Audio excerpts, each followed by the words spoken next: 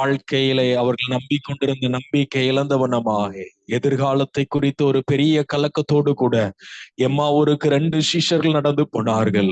அவர்களோடு கூட அவர்கள் அறியாதபடிக்கு உயிர் தெழுந்த இயேசு நடந்து போனாராம்.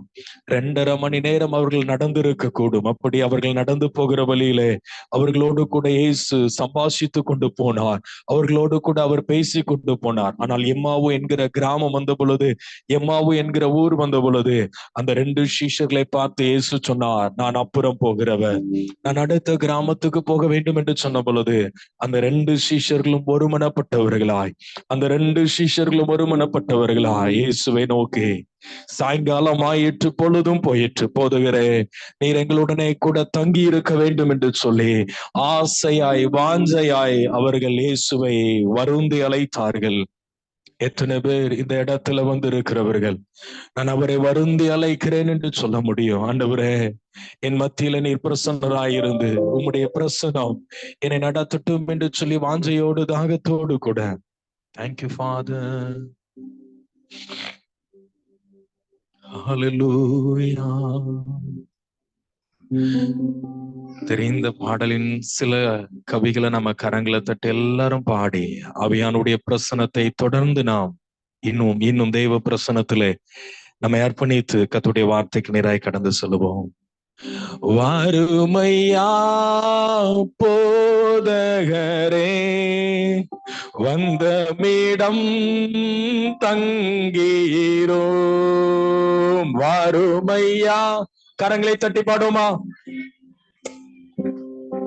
வந்தமிடம் தங்கீரோம், சேருமையா பந்திதனே,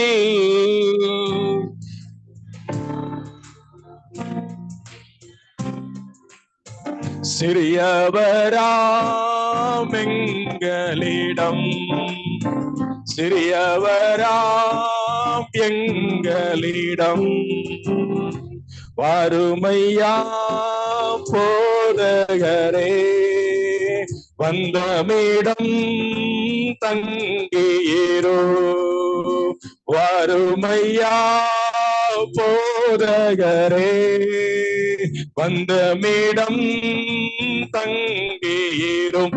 தூய ஆவியே, அன்பினாவியே, துணையாளரே, தேற்றும் தெய்வமே, ஊற்று தண்ணீரை உள்ளம் ஏங்குதையா, வர வேண்டும் நல்லவரே, வல்லவரே, இப்போ வர வேண்டும் நல்லவரே, வல்லவரே, தூய ஆவியே. எல்லாரும் கண்களை மூடி கரங்களை தட்டி,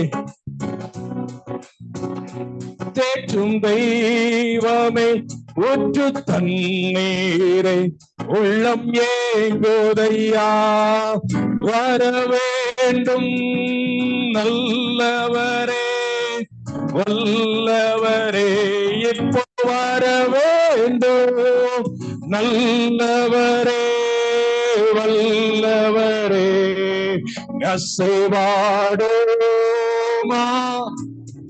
எல்லாரும் ஒருமனப்பட்டவர்களால் எங்கள் மத்தியிலே நீர் அசைவாடுவீராக. ஓ அசைவாடுமாவியே,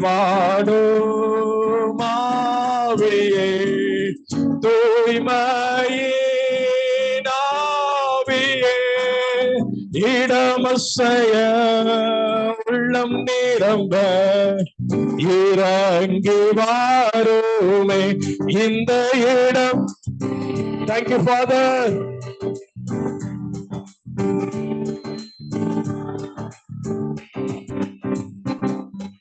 பலனடைய நிரப்பிடுமே பலத்தினா.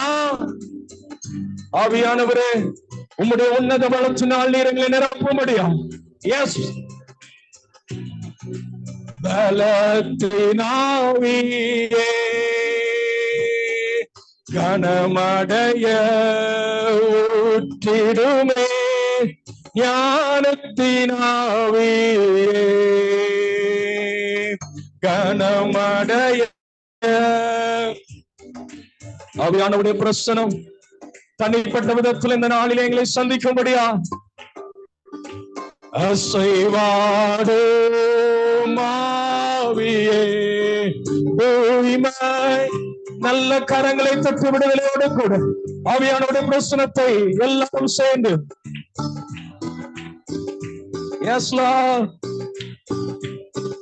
ரிபா கலரதி சிகாடது வளரவோ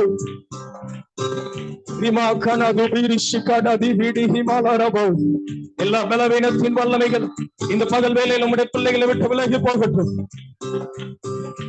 ஒரு உன்னத பலன் எங்களை ஆட்கொண்டு வழி நடத்தும்படியாய் இந்த இடமசைய உள்ளம் நிரம்ப இறங்கி வாருமே. நல்ல கரங்களை தட்டி அவையானுடைய பிரசனத்துல எல்லாரும் நல்ல விடுதலையோடு கூட கரங்களை தட்டி உமக்கு நன்றி. Thank you thank you thank you Jesus. உமக்கு நன்றி.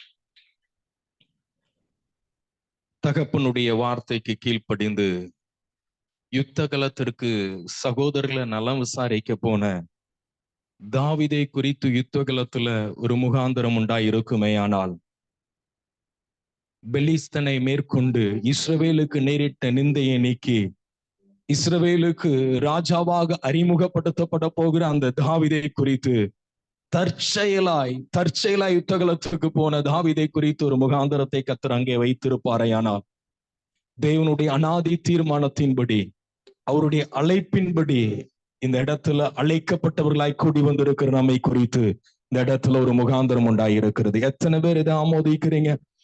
நான் இதை நான் உறுதியாய் சொல்ல முடியும். நாம் ஏதோ தற்செயலா இந்த இடத்துல கூடி வரவில்லை. கர்த்தர் நம்மை அழைத்திருக்கிறார். நாம் அழைக்கப்பட்டவர்கள். கர்த்தர் நம்மை அழைத்திருக்கிறபடினால் இந்த இடத்துல நம்மை ஒருமுகப்படுத்தி இருக்கிறார். நம்மை குறித்து ஒரு முகாந்தரத்தை கர்த்தர் இந்த இடத்துல வைத்திருக்கிறார். ஒரே ஒரு வார்த்தையை சொல்லி நம்ம ஜெபிக்க போறோம். ஆண்டவரே, இந்த இடத்துல என்னை அமர பண்ணினதற்கு ஒரு முகாந்திரம் உண்டு அல்லவா?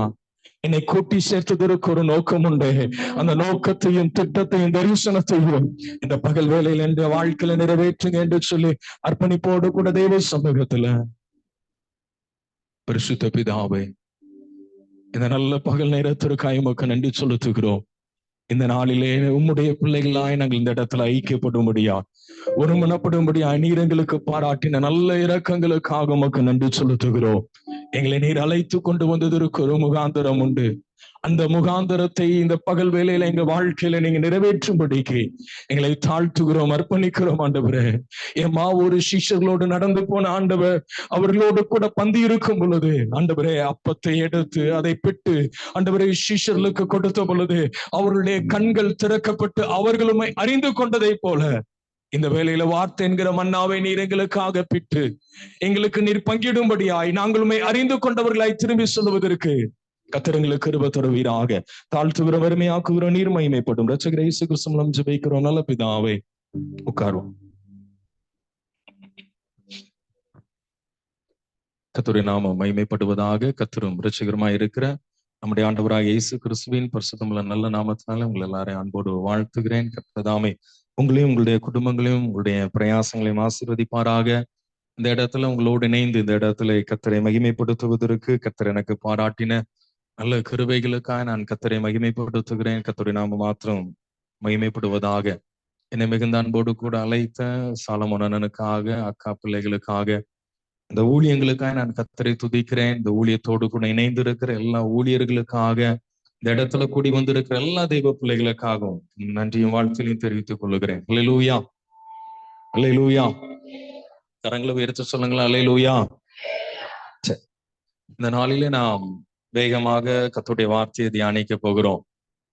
எவ்வளோ இங்க இருந்து பிரசங்கம் பண்ணுகிற ஊழியர்கள் பிரயாசப்பட்டாலும் உங்களுக்குள்ள ஒரு வாஞ்சையும் விருப்பமும் இருக்குமே, ஆனால் தான் கர்த்தருடைய வார்த்தையை நாம தெளிவாய் கண்டுபிடிக்க முடியும். ஆமென், அல்லேலூயா. சரி, எல்லாரும் வேத புத்தகத்துல திருப்பி கொள்ளுவோம். மார்க் எழுதின சுவிசேஷம், மார்க் எழுதின சுவிசேஷம் 4வது அதிகாரம். மார்க் எழுதின சுவிசேஷம் 4வது அதிகாரம் மார்க் எழுதின சுவிசேஷம் 4வது அதிகாரம் அதிலே 35வது வசனத்தை ஒருவர் சத்தமாய் வாசிப்போம். அன்று சாயங்காலத்தில் இயேசு சீஷர்களை பார்த்து, அக்கரைக்கு போவோம் வாருங்கள் என்றார். இயேசு தம்முடைய ஊழியத்தை ஒரு நாள் மாலையில நிறைவு செய்யும் பொழுது அவர் தம்முடைய சீஷர்களை பார்த்து, அதாவது தெரிந்து கொள்ளப்பட்ட சீஷர்களை பார்த்து அவர் சொல்லுகிறார், அக்கரைக்கு போவோம் வாருங்கள் என்றார். அக்கறைக்கு போவோம் வாருங்கள் என்றார். வசனம் வாசித்ததுக்கு அப்புறம் என்ன கவனிங்க, வசனத்தை வாசித்ததுக்கு அப்புறமா அப்படி நீங்க வசனத்தை குனிந்து இருந்து அதுக்கு முன்னாடி பின்னாடி வாசிக்க வேண்டாம். தெரிந்த சம்பவங்கள். இயேசு கிறிஸ்து ஊழியத்தை செய்த அந்த நாட்களிலே அவர் தம்முடைய சீஷர்களோடு கூட அநேக வேளைகள் அநேக இடங்களிலே பிரயாணப்பட்டார். அப்படி அவர் பிரயாணப்பட்ட ஒரு பிரயாணத்தை குறித்து இந்த 35வது வசனத்திலிருந்து கடைசி வசனம் 41ஆம் வசனம் வரைக்கும் சொல்லப்பட்டிருக்கிறது. இந்த சம்பவத்தை குறித்து பிரசங்கிக்கும்படிக்கு நான் அழைக்கப்பட்ட நாளிலிருந்து ஆவியானவர் எனக்குள்ள சில வார்த்தையினுடைய ஆழத்தை அல்லது வார்த்தையினுடைய வெளிப்பாடோடு கூட ஆண்டவர் என்னோடு கூட பேசி கொண்டிருந்தார். அதனால இந்த வார்த்தையை நான் உங்கள் மத்தியில பிரசங்கிக்கும்படிக்கு விரும்புகிறேன். இதுல இயேசு கிறிஸ்து தம்முடைய சீஷர்களை பார்த்து அக்கறைக்கு போவோம் வாருங்கள் என்று சொல்லி அழைத்தார். ஆமென். நான் பேசுற வார்த்தை புரியுதா? தம்முடைய சீஷர்களை பார்த்து இயேசு சொல்லுகிறார், அக்கறைக்கு போவோம் வாருங்கள். இயேசு தம்முடைய சீஷர்களை பார்த்து அழைத்தார் என்று சொன்னா, இதுல அழைத்தவர் யாரு?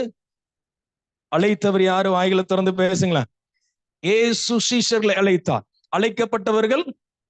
அழைக்கப்பட்டவர்கள் சீஷர்கள். இந்த இடத்துல கூடி வந்திருக்கிற உங்களுக்கும் எனக்கும் எந்த மாற்றமும் இல்லை.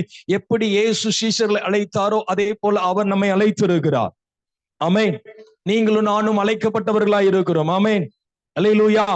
நான் பேசுற வார்த்தை புரிகிறதா? இயேசு சீஷர்களை அழைக்கின்றார், அக்கறைக்கு போவோம் வாருங்கள் என்று சொல்லி. அழைத்தவர் இயேசு, அழைக்கப்பட்டவர்கள் சீஷர்கள் இந்த சம்பவத்திலே. ஆனா இந்த இடத்துல கூடி வந்திருக்கிற நம்முடைய வாழ்க்கையிலே அவர் நம்மை அழைத்திருக்கிறார். நீங்களும் நானும் அவரால் அழைக்கப்பட்டிருக்கிறோம். அல்லேலூயா, அல்லேலூயா. சரி, இப்போ அழைத்தவர் ஒரு தரிசனத்தோடு கூட அழைக்கின்றார், அக்கறைக்கு போவோம் என்று சொல்லி. அல்லேலூயா, அல்லேலூயா. நான் பேசுற வார்த்தை புரியுதா? தரிசனம் இல்லாதபடிக்கு அவர் அழைக்கவில்லை, ஒரு தரிசனத்தோடு கூட அழைக்கிறார். அக்கறைக்கு போவோம் வாருங்கள் என்று சொல்லி அழைக்கிறார்.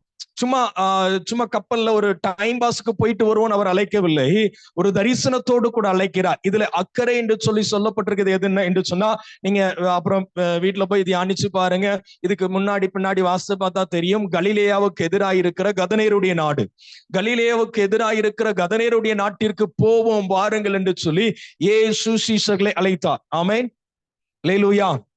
அப்போ அழைக்கப்பட்ட இந்த சீஷர்களுக்கு கர்த்தர் நல்ல ஒரு தரிசனத்தோடு கூட இவர்களை பிரயாணப்படுத்தினார். ஆமென். அழைக்கப்பட்ட சீஷர்கள் கப்பல்ல ஏறி பிரயாணப்பட்டு போகிறார்கள். அவர்கள் படகுல ஏறி பிரயாணப்பட்டு போகிற சமயத்துல நம்ம கவனிக்க வேண்டிய காரியம் என்னன்னா, அதே அதிகாரத்துல 37ஆம் வசனம் 38ஆம் வசனம் வாசிங்க. அப்பொழுது பலத்த சுழல் காற்று உண்டாகி படகு நிரம்பத்தக்கதாக அலைகள் அதன் மேல் மோதிற்று. கப்பலின் பின்னணியத்தில் இயேசு தலையினை வைத்து நித்திரையாயிருந்தார். சீஷர்கள் இயேசுவை எழுப்பி, போதகரே, நாங்கள் மடிந்து போகிறது உமக்கு கவலை இல்லையா என்று சொல்லி அவரிடத்துல கூக்குரலிட்டார்களாம். இங்க கவனிங்க.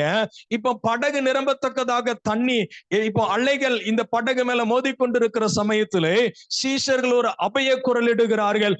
அந்த குரல் என்ன என்று சொன்னா, நாங்கள் சாக போகிறதை குறித்து உமக்கு கவலை இல்லையா? இடத்துல கூடி வந்திருக்கிற அநேகருடைய இருதயத்தில் இருக்கிற ஒரு கேள்வி என்னன்னா, என்னுடைய வாழ்க்கை இதோடு முடிய போகிறது, அல்லது இதுக்கு மேல என்னுடைய ஓட்டத்தை நான் தொடர முடியாது, இதை குறித்து கர்த்தருக்கு கவலை இல்லையா? ஏன் என் வாழ்க்கையில கர்த்தர் செயல்படவில்லை என்கிற கேள்வியோடு நீங்க வந்திருக்கலாம். இந்த நாள்ல கர்த்தர் நம்மோடு கூட பேச விரும்புகிறார். அல்லேலூயா. அழைக்கப்பட்ட சீஷர்கள் தான் அழைக்கப்பட்ட இயேசுவின் இடத்துல போய் சொல்லுகிறார்கள், ஆண்டவரே, நாங்கள் சாக போகிறதை குறித்து உமக்கு கவலை இல்லை. அப்படி நீங்க திருப்புங்க அப்போஸ்தலர் 27வது அதிகாரம். அப்போஸ்தலர் 27வது அதிகாரத்துல ஒரு கப்பல் பிரயாணப்படுகிறது. அந்த கப்பலுக்கு ஒரு தரிசனம் இருக்கிறது. ஒரு கப்பல் பிரயாணத்தை குறித்து அங்கே சொல்லப்பட்டிருக்கிறது. 6வது வசனத்தை வாசிக்கலாம். இத்தாலியாவுக்கு போகிற இந்த கப்பலுக்கு ஒரு தரிசனம் இருக்கிறது. ஏற்கனவே நாம தியானித்துக் கொண்டிருக்கிற அந்த படகு பிரயாணம் கலிலேயாவுக்கு எதிரான கதனேருடைய நாட்டிற்கு போக வேண்டும். இப்போ இங்கே உள்ள படகு பிரயாணத்தை அல்லது கப்பல் பிரயாணத்தை கவனிக்கும் பொழுது இது எங்கே போகிற கப்பல்? இத்தாலியாவுக்கு போகிற அலெக்சாந்திரியா பட்டணத்து கப்பல். இந்த கப்பலும் பிரயாணப்பட்டு போகிறது. நல்ல தரிசனத்தோடு கூட இந்த கப்பல் பிரயாணப்படுகிறது. இத்தாலியா தேசத்துக்கு போய் சேர வேண்டும். இந்த கப்பல் போய் சேர வேண்டியது எங்கன்னா இத்தாலியா தேசத்துக்கு போய் சேர வேண்டும். ஆனா இந்த கப்பல் என்ன கப்பல்னு வசனம் சொல்லுகிறது? அலெக்சாந்திரியா பட்டணத்து கப்பலாம். இப்ப இந்த கப்பல் பிரயாணப்பட்டு போகிற சில நாட்களுக்குள்ள என்ன நடக்கிறது என்று சொன்னா, வாசிங்க அதே அதிகாரத்துல 20வது வசனம். ஆ ஆ ஆ ம் ஆ ஆ இனி தப்பி பிழைப்போம் என்கிற நம்பிக்கை முழுமையும் இனி எங்களால பிழைக்கவே முடியாது, சாக போகிறோம் என்கிற ஒரு சூழல் இந்த கப்பலில் இருந்தவர்களுக்கு உண்டாகிவிட்டது. கப்பல்ல பிரயாணப்படுகிற எல்லாரும் ஒரு தரிசனத்தோடு கூட ஏறினார்கள், இத்தாலியாவுக்கு போய் சேர வேண்டும். ஆனா போகிற வழியிலே அவர்கள் சொல்லுகிற வார்த்தை, இதை லூக்கா எழுதுகின்றார், எங்களுக்குள்ள தப்பி பிழைப்போம் என்கிற நம்பிக்கை கொஞ்சமும் இல்லாதபடிக்கு முழுமையும் அற்று போய்விட்டது என்று சொல்லி இதுல லூக்கா எழுதுகிறதை கவனிக்க முடியும். நம்ம மார்க்குக்கு திருப்பி வச்சிடலாம். அதை வைத்தே நான் உங்கள் மத்தியில பிரசங்கிக்க விரும்புகிறேன். ரெண்டு சம்பவமும் கிட்டத்தட்ட ஒன்றோடு ஒன்று தொடர்புடையதாய் நாம காணப்படும். வசனத்தின்படி நாம இந்த நாள்ல நாம தியானிக்கிற வார்த்தைகள் அதற்கு ஒற்றதா இருக்கும் என்று சொல்லி நம்புகிறேன். இப்ப இங்க கவனிங்க, இயேசு கிறிஸ்து சீஷர்களை அழைத்தார். அழைத்தவர் இயேசு, அழைக்கப்பட்டவர்கள் சீஷர்கள். நீங்களும் நானும் அழைக்கப்பட்டிருக்கிறோம். உங்களையும் என்னை கர்த்தர் அழைத்திருக்கிறார். ஏதோ ஒரு சும்மா அழைக்கல, அவர் எண்ணிக்கைக்காக அழைக்கல. இது எலெக்ஷன் நேரங்கிறதுனால 500 ரூபாவை கொடுத்து பிரியாணி பொட்டலத்தை கொடுத்து அல்லது மதுபானத்தை கொடுத்து எண்ணிக்கைக்காக அரசியல் கட்சிகள் கூட்டம் நடத்துவதை போல நம்முடைய ஆண்டவருக்கு கூட்டம் வேண்டாம். தரிசனத்தோடு கூட ஒவ்வொருவரையும் அவர் அழைக்கிறவர். ஆமென். ஏதோ ஒரு கடமைக்காக எண்ணிக்கைக்காக அவருக்கு ஒருவரும் தேவையில்லை. இந்த இடத்துல கூடி வந்திருக்கிற நம்ம இங்க இருக்கிற சேரை ஃபில் பண்ணணும்னு வந்து உட்காரவில்லை. அவரால நாம் அழைக்கப்பட்டிருக்கிறோம். அல்லேலூயா, அல்லேலூயா. அவர் நம்மை அழைத்ததற்கு ஒரு முகாந்தரத்தை வைத்திருக்கிறார், ஒரு தரிசனத்தை வைத்திருக்கிறார். இப்ப தரிசனத்தோடு அழைக்கப்பட்ட சீஷர்கள் இயேசுவின் இடத்துல போய் சொல்லுகிறார்கள், நாங்கள் சாக போகிறதை குறித்து உமக்கு கவலை இல்லையா? ஆண்டவரே, நாங்கள் இதோடு சாக போகிறோம். இனி எங்க வீட்டை போய் பார்க்க முடியாது. இனி தொடர்ந்து உம்மோடு ஊழியம் செய்ய முடியாது. இந்த நடுக்கடல்ல நாங்கள் சாக போகிறோம். உமக்கு என்ன இல்லையா? கவலை இல்லையா என்று சொல்லி கேட்டார்கள். இந்த இடத்துல வந்திருக்கிற நீங்களும் நானும் ரட்சிக்கப்படும் பொழுது கர்த்தர் நமக்கு ஒரு வாக்குத்தத்தம் பண்ணி இருக்கிறார். பிரதான ஒரு வாக்குத்தத்தம் வேதம் நமக்கு சொல்லுகிறது, நித்திய ஜீவனை தருவேன் என்பது அவர் நமக்கு தந்த வாக்குத்தத்தம். ஆமென். அது மட்டுமல்ல, அநேக வாக்குத்தத்தங்கள் நமக்கு அவர் தந்திருக்கிறார். அநேக ஆசீர்வாதங்களை கர்த்தர் நமக்கு வாக்களித்திருக்கிறார். இப்படி வாக்களித்து நம்மை அழைத்திருக்கிறார். ஆனா அதை சுதந்திரிக்க போகிற நம்முடைய பிரயாணத்துல சில வேளைகளை நமக்குள்ள வருகிற கேள்வி, ஏன் இதுக்கு மேல என்னால பிரயாணப்பட முடியாதபடிக்கு நான் தடுமாடி கொண்டு இருக்கிறேன்? இந்த செய்திக்குள் உள்ள போகிறதுக்கு முன்னாடி உங்களுக்கு ஒரு காரியம், ரொம்ப ரொம்ப தெரிந்திருக்கிற ஒரு சத்தியத்தை சொல்லுகிறேன். கிறிஸ்துவ வாழ்க்கை என்பது அல்லது ஆவிக்குரிய வாழ்க்கை என்பது போராட்டம் நிறைந்த வாழ்க்கை. உலக மனுஷன் என்று சொன்னாலே போராட்டங்கள் உண்டு. வீட்டுக்கு வீடு வாசல் படி எப்படி இருக்குதோ உலகத்துல உள்ள எல்லா மனுஷனுக்கும் பாடு உண்டு. அவன் கிறிஸ்தவனாய் இருக்கலாம், கிறிஸ்துவை சாராதவனாய் இருக்கலாம். ஆனா பணம் இருக்கிறவனுக்கு வேறொரு பிரச்சனை, பணம் இல்லாதவனுக்கு அது இல்லை என்கிற பிரச்சனை, வியாதி உள்ளவனுக்கு வியாதி பிரச்சனை, வியாதி இல்லாதவனுக்கு வேறொரு பிரச்சனை. கண்டிப்பா எல்லாருக்கும் ஒரு பிரச்சனை உண்டு. அதை விட ரொம்ப ரொம்ப தெளிவாய் வேதம் நமக்கு கற்றுக் கொடுக்கிறது, கிறிஸ்தவனுக்கு அநேக பாடுகள் உண்டு. ஆமென்.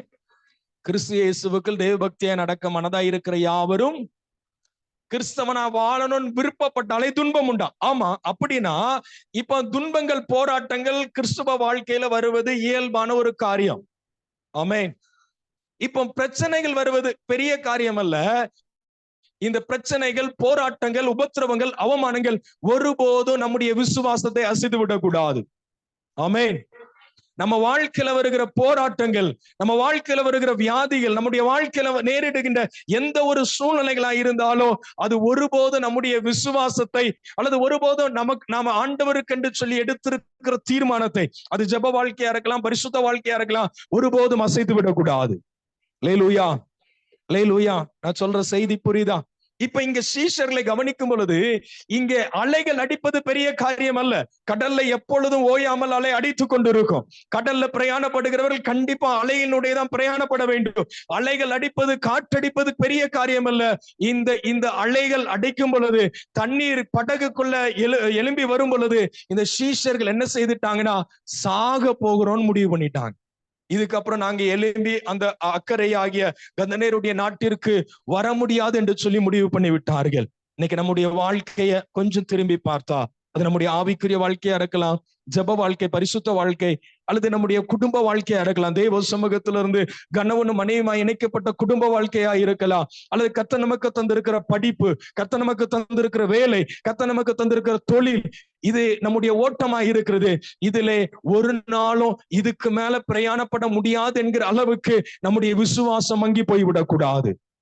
அல்லேலூயா, அல்லேலூயா. போராட்டங்கள் வருவது தவறல்ல. போராட்டத்துல நாம தடுமாடி விடக்கூடாது, நம்முடைய விசுவாசம் தடுமாடி விடக்கூடாது. அல்லேலூயா, அல்லேலூயா.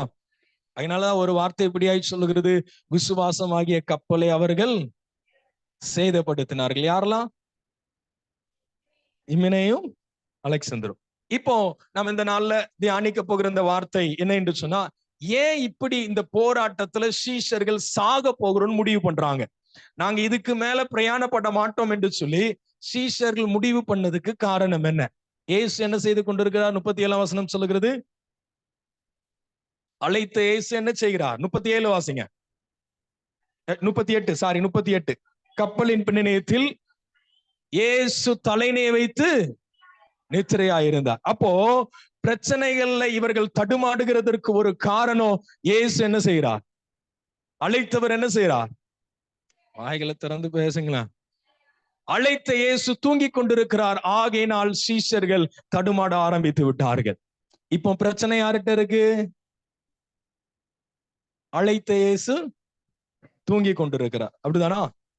நம்ம வாழ்க்கையில இயேசு தூங்குகிறவராய் இருக்கக்கூடாது, அவர் மௌனமாய் இருக்கக்கூடாது, அவர் நம்முடைய வாழ்க்கையில செயல்படுகிறவராய் இருக்க வேண்டும். அல்லேலூயா. சரி, நான் இப்போ ஏன் இந்த இடத்துல இயேசு தூங்கினார் என்பதற்கு வசனத்தின் அடிப்படையில் நான் உங்களுக்கு சொல்லுகிறேன். நம்ம இப்போ 35வது வசனத்தை மீண்டும் வாசிங்க. அன்று சாயங்காலத்தில் இயேசு சீஷர்களை பார்த்து அக்கறைக்கு போவோம் வாருங்கள் என்றார். இயேசு சீஷர்களை பார்த்து சொல்லுகிறார், அக்கறைக்கு போவோம். இயேசு சீஷர்களை பார்த்து என்ன சொன்னார்? அக்கறைக்கு போவோம் வாருங்கள் என்று சொல்லி அழைத்தார். இதே சம்பவம் மத்தேயில இருக்குது, லூக்காவில இருக்கு. மத்தேயிலும் லூக்காவிலும் 8வது அதிகாரத்துல இருக்கு. நான் இந்த செய்திக்காக நான் கொஞ்சம் மத்தேயு உள்ள போயிட்டு வரலாம். மத்தேயு 8வது அதிகாரம் திருப்பி கொள்ளுங்க. அழைத்த இயேசு என்ன செய்கிறார்? மத்தேயு 8வது அதிகாரம் 23ஆம் வசனம்.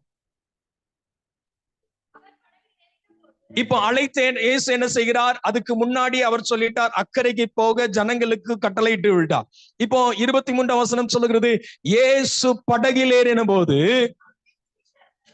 அவருடைய சீஷர்கள் இயேசுவுக்கு பின் சென்று படகேறிட்டாங்க. இங்க கவனிங்க, இந்த வசனம் வாசிச்சாச்சு, இங்க கவனிங்க. அழைத்தவர் முன்னாடி போய் என்ன செய்யறார்?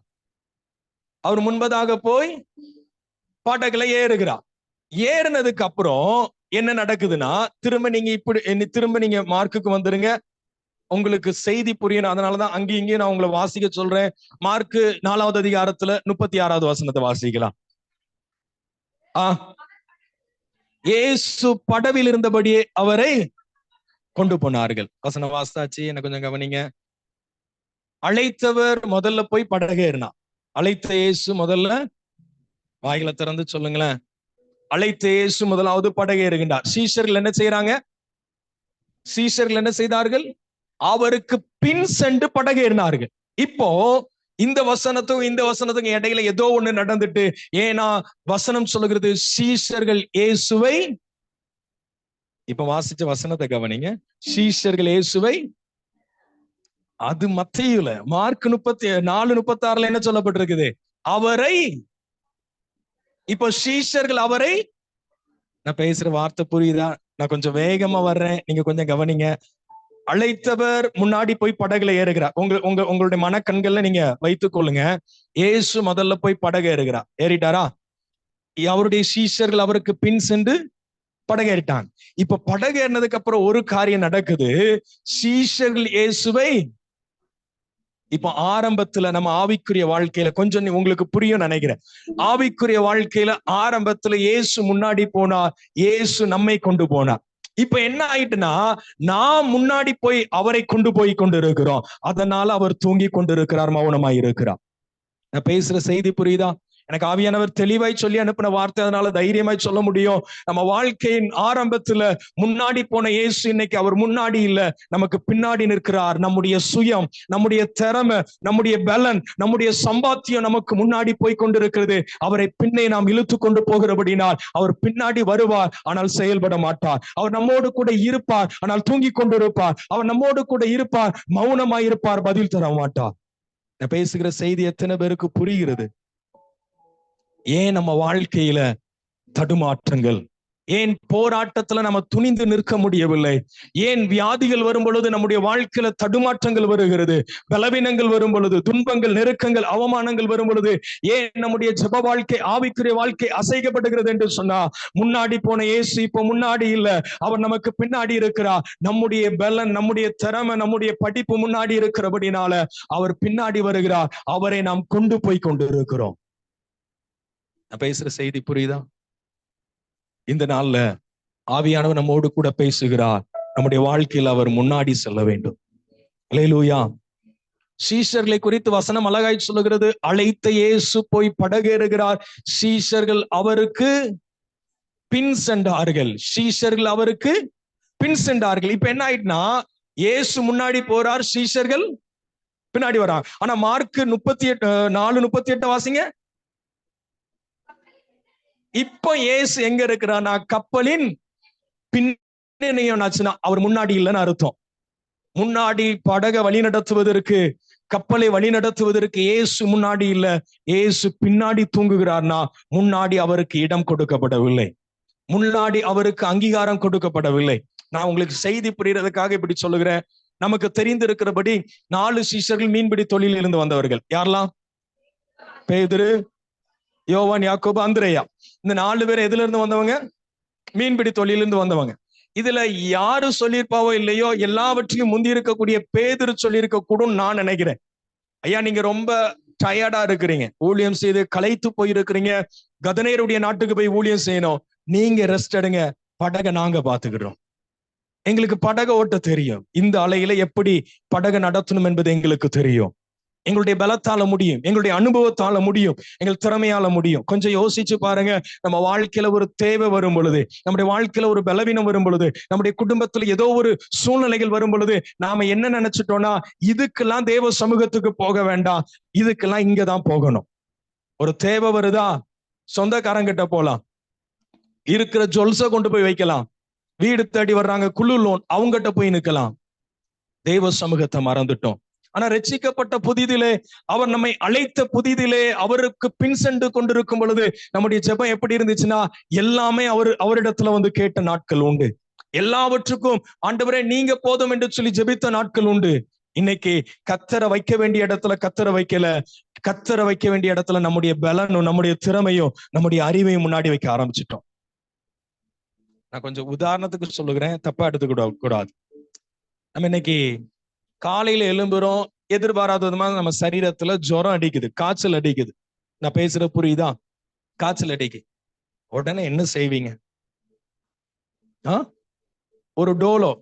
இதுக்கு முன்னாடி வரைக்கும் பேரா, இப்போ கொரோனாக்கு அப்புறம் டோலோ. இது நம்ம அறிவு. இதே இது ரட்சிக்கப்பட்ட புதிதுல நமக்கு ஒரு தலைவலி வந்தா கூட தெய்வ சமூகம். நான் உதாரணத்துக்கு சொல்லுகிறேன். அதனால நீங்க இது ஒரு எக்ஸாம்பிளா நீங்க வச்சுக்கிட்டுங்க. நம்ம வாழ்க்கையில் இதே போல எத்தனையோ இடத்துல கத்தரை வைக்க வேண்டிய இடத்துல நம்முடைய பலத்தை வச்சுட்டோம். கத்தருக்கு முதலிடம் கொடுக்க வேண்டிய இடத்துல நம்முடைய சுயத்தை வைத்து செயல்பட ஆரம்பித்து விட்டோம். கத்தரை முன்னாடி வச்சா அங்க வருகிற பிரச்சனைகளை அவர் ஃபேஸ் பண்ணுவார். கர்த்தர் முன்னாடி இருந்திருப்பார் என்று சொன்னால் கடல்ல வர்ற அலையை கண்டு நாம் பயப்பட வேண்டாம். ஏன்? அவர் முன்னாடி இருக்கிறார், அவர் பார்த்து கொள்ளுவார். அவர் ஊழியத்தெல்லாம் முடிச்சிட்டு இரவு முழுவதும் போய் உட்கார்ந்து ஜெபம் பண்ணினவர். இரவு முழுவதும் தெய்வ சமூகத்துல போய், பிதாவினுடைய சமூகத்துல போய், வனாந்தரத்திலே போய், அதிக இருட்டான இடத்துல போய் ஜெபம் பண்ணி கொண்டிருந்தவருக்கு களைப்பு நிமித்தம் அவர் தூங்கவில்லை. சரீரத்துல சோர்ந்து போய் அவர் தூங்கவில்லை. அந்த கப்பல்ல இயேசுவுக்கு வழி நடத்துவதற்கான பொறுப்பு கொடுக்கப்படவில்லை. ஆகையினால் அவர் போய் தூங்கி கொண்டிருந்தார். நமக்கு அநேக வாக்கு தத்தங்கள் இருக்கலாம். நான் உன்னோடு இருப்பேன் கர்த்தர் வாக்கு பண்ணியிருக்கலாம். ஆகையினால் அவர் நம்ம கூட தான் இருப்பார். ஆனா பிரச்சனைகள், போராட்டங்கள்ல அவர் செயல்பட முடியாது. ஏன் என்று சொன்னா, அவருக்கு கொடுக்க வேண்டிய கனத்தை, அவருக்கு கொடுக்க வேண்டிய இடத்தை நாம் அவருக்கு கொடுக்கல. நம்ம சுயத்துல சிலதுல தலையிட்டு விட்டோம். கானாவூர்ல கல்யாண வீடு வந்துச்சு. திருப்ப வேண்டாம், தெரிந்த சம்பவம். கானாவூர் கல்யாண வீட்டுல என்ன இல்ல? திராட்சரசம் இல்ல. திராட்சரசம் இல்லைன்னு இயேசுவை போய் எவ்வளவு ரெக்வெஸ்ட் பண்ணி அழைத்திருந்தாலும் அவர் வந்திருக்க மாட்டார். அங்கே குறைவுகள் நிறைவாய் மாறி இருக்காது. ஆனா ஏற்கனவே இயேசுவும் அவருடைய சீஷரும் அங்கே அழைக்கப்பட்டிருந்தார்கள். அவரை முன்னாடி வச்சதுனால, அவருக்கு முதலிடம் கொடுத்ததுனால, ஏற்கனவே அவருக்கு அழைப்பு கொடுக்கப்பட்டதுனால, அதுக்கு அப்புறம் அந்த குறைவுல கூட அவர் குறைவை நிறைவாய் மாற்றினார். ஆமென். நான் பேசுற வார்த்தை உங்களுக்கு புரியுதா? நண்பான தேவஜனமே, இன்னைக்கு கர்த்தரை நம்ம முன்னாடி வைக்க வேண்டும். எல்லா இடத்திலும் கர்த்தர் நமக்கு முன்னாடி இருக்கட்டும். அல்லேலூயா, அல்லேலூயா. நான் வேகமா ஒரு ரெண்டு நபர்களை, தெரிந்திருக்கிற நபர்களை முதலாவது உங்களுக்கு முன்னாடி வச்சுட்டு அப்புறம் நான் செய்தியினுடைய பின்பகுதிக்குள்ள வர விரும்புகிறேன். நேரம் எப்படி ஒத்துழைப்பு கொடுக்கும் அதற்கு ஏற்றபடி ஆவியானவர் நம்மை நடத்துகிறபடி இந்த நாள்ல நம்ம தியானிக்கலாம். இப்போ முதலாவது ஜெயமாய் ஓடின ஒரு மனுஷன். அதனால தெரிந்த நபர்கள், அதனால எல்லா வசனத்தையும் நீங்க புரட்டணும்னு அவசியம் இல்லை. அப்போஸ்தலனாகிய பவுல் தன்னுடைய ஓட்டம் ஜெயமாய் ஓடி முடித்தவர் என்று சொல்லி இயேசுவுக்கு அப்புறம் நமக்கு வேதத்துல நல்ல ஒரு எடுத்துக்காட்டாய், எக்ஸாம்பிளாய் காணப்படுகிற ஒரு சீஷன் யார் என்று சொன்னா அப்போஸ்தலனாகிய பவுல். ஆமென். இந்த அப்போஸ்தலனாகிய பவுலை குறித்து வேதம் சொல்லுகிறது, 8வது நாள்ல விருத்த சேதனம் அடைந்தவர், பக்தி வைராக்கியம் உள்ளவர், நியாயப்பிரமாணத்தின்படி குற்றம் சாட்டப்படாதவர். இவர் அவருடைய நியாயப்பிரமாணத்திற்குரிய நீதியின்படி அவர் தன்னுடைய வாழ்க்கையில சரியாய் ஓடிக்கொண்டிருக்கிறோம் என்று சொல்லி ஓடிக்கொண்டிருக்கிறார். ஆனா இயேசுவை எப்பொழுது சந்திக்கிறார்? எப்பொழுது இந்த பவுலுடைய ஓட்டம் ஆரம்பிக்கிறது என்று சொன்னா, ஆவிக்குரிய ஓட்டம் அல்லது ஊழிய ஓட்டம் ஆரம்பிக்கிறது என்று சொன்னா நமக்கு தெரியும். அப்போஸ்தலர் 9வது அதிகாரம் 6ஆம் வசனத்திலிருந்து கவனிக்க முடியும். திருப்ப வேண்டாம். இயேசுவை சந்திக்கும் பொழுது இந்த பவுல் கேட்கின்றார். அப்பொழுது சவுல் என்று சொல்லி வேதம் அறிமுகப்படுத்துகிறது. அவர் கேட்கின்றார், ஆண்டவரே நான் என்ன செய்ய சித்தமாய் இருக்கிறேன். அப்ப ஆண்டவருடைய சித்தத்தை பின்னாடி 15-16 வாசிக்க முடியும். தேவ சித்தத்தை வாங்கி கொண்ட இந்த பவுல் தன்னுடைய ஓட்டத்தை ஆரம்பிக்கிறார். இங்கே ஆரம்பிக்கப்படுகிற இந்த பவுலுடைய ஓட்டம் நம்ம எல்லாருக்கும் தெரிந்திருக்கிறபடி 2 தீமோத்தேயு 4:6ஆம் வசனத்திலிருந்து 8ஆம் வசனம் வரைக்கும் கவனிக்க முடியும். இந்த தன்னுடைய பவுல் தன்னுடைய ஓட்டத்தின் இறுதியிலே, தன்னுடைய மரணத்துக்கு முன்னாடி தீமோத்தேயுவை பார்த்து சொல்லுகிறார், தீமோத்தேயுவே நான் இந்த தேகத்தை விட்டு கடந்து போகிற காலம் வந்து விட்டது என்று சொல்லிட்டு அவர் சொல்லுகிறார், நல்ல போராட்டத்தை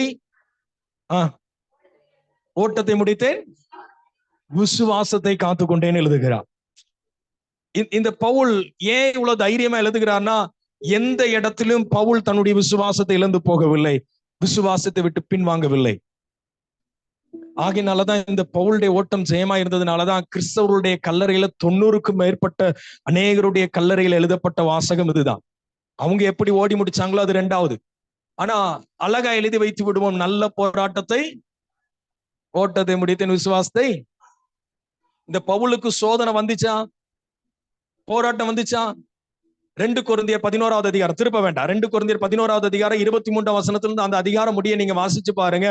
சொந்த ஜனங்களால் வந்த பாடு, அந்நிய ஜனங்களால் வந்த பாடு, கப்பற் சேதம், இயற்கை சீற்றங்கள், இன்னும் கசையடிகள், இன்னும் அநேக முறை குளிர்ல, நிர்வாணத்துல, பலவித நெருக்கத்துல இவர் போராடி கொண்டிருக்கிறார். இவ்வளவு போராட்டத்தை அனுபவித்த மாதிரி வேற எந்த சிஷ்யர்களும் ஊழியத்துல இவ்வளவு போராடி இருப்பாங்களா என்பது வேதத்தின் அடிப்படையில நம்ம கண்டுகொள்ள முடியாது. அநேக முறை செத்துட்டாரும் தூக்கி போட்டாங்க, இவர் எழுப்பி நடந்தார். அது மட்டுமல்ல, இவருடைய சரீரத்திலே ஒரு பலவீனம் இவரை தொடர்ந்து கொண்டே இருக்கிறது. இவர் பலனா இருக்கும் பொழுது ஊழியம் செய்யவில்லை. இவருடைய சரீரத்துல ஒரு முள்ளு மாதிரி குத்தக்கூடிய அளவிற்கு ஒரு பலவீனம் இருக்கிறது. இந்த பலவீனத்தின் மத்தியில ஊழியம் செய்கிறார். தீமோத்தேயுவுக்கு எழுதும் பொழுது ஒரு இடத்துல எழுதுகின்றார், எல்லாரும் என்னை கைவிட்டார்கள் என்று சொல்லி எழுதுகிறார். இவ்வளவு போராட்டத்தை கண்ட இந்த பவுலுடைய ஓட்டத்திலே, அவருடைய 13 நிருபத்திலனாலும் சரி, அப்போஸ்தலர் நடவடிக்கைகள்னாலும் சரி, பவுல் தன்னுடைய ஓட்டத்துல எங்கேயாகிலும் பின்வாங்கினார், தடுமாடினார், விசுவாசத்தை இழந்தார் என்று சொல்லி எங்கேயும் காண முடியாது. காரணம் என்ன தெரியுமா? நிறைய வசனங்கள் உண்டு, ஒரு வசனத்தை வாசிக்கலாம். ஒரே ஒரு காரணம் தான். 1 கொரிந்தியர் 11வது அதிகாரம் 1ஆம் வசனம். 1 கொரிந்தியர் 11:1. நான் கிறிஸ்துவை பின்பற்றுகிறது போல. போதும். இந்த ஒரே வார்த்தையில பவுல் பதில் சொல்லுகிறார். ஏன் என் வாழ்க்கையில என்னுடைய ஊழியத்துல வருகிற போராட்டத்துல நான் தடுமாடவில்லை என்று சொன்னா அவருக்கு பின்னாடி போகிறேன். அல்லேலூயா, அல்லேலூயா. பிலிப்பியர் 3வது அதிகாரத்துல அவர் அறிக்கை பண்ணுகிறத கவனிக்க முடியும். திருப்ப வேண்டாம். இந்த பவுலுடைய ஓட்டத்துல இயேசுவுக்கு பின்னாடி போனார். ஆகையினால வந்த பிரச்சனை எல்லாம் இயேசு பார்த்து கொண்டார். அல்லேலூயா, அல்லேலூயா. சரி, இப்போ நான் தன்னுடைய ஓட்டத்துல தடுமாடின இன்னொரு சீசனை சொல்லுகிறேன். அதுவும் நமக்கு தெரிந்த சீசன். அப்போஸ்தலனாகிய பேதுரு. அப்போஸ்தலனாகிய பேதுரு. இந்த பேதுருடைய ஓட்டம் ஊழியம் என்கிற ஓட்டம் அல்லது ஆவிக்குரிய வாழ்க்கை என்கிற ஓட்டம் லூக்கா 5வது அதிகாரத்துல கவனிக்க முடியும். மீன் பிடிக்கிறவனாய் இருக்கிற இந்த பேதுருடைய ஓட்டத்தை கர்த்தர் இப்போதான் இங்கேதான் பேதுரு இயேசுவை பின்பற்ற ஆரம்பிக்கின்றார்.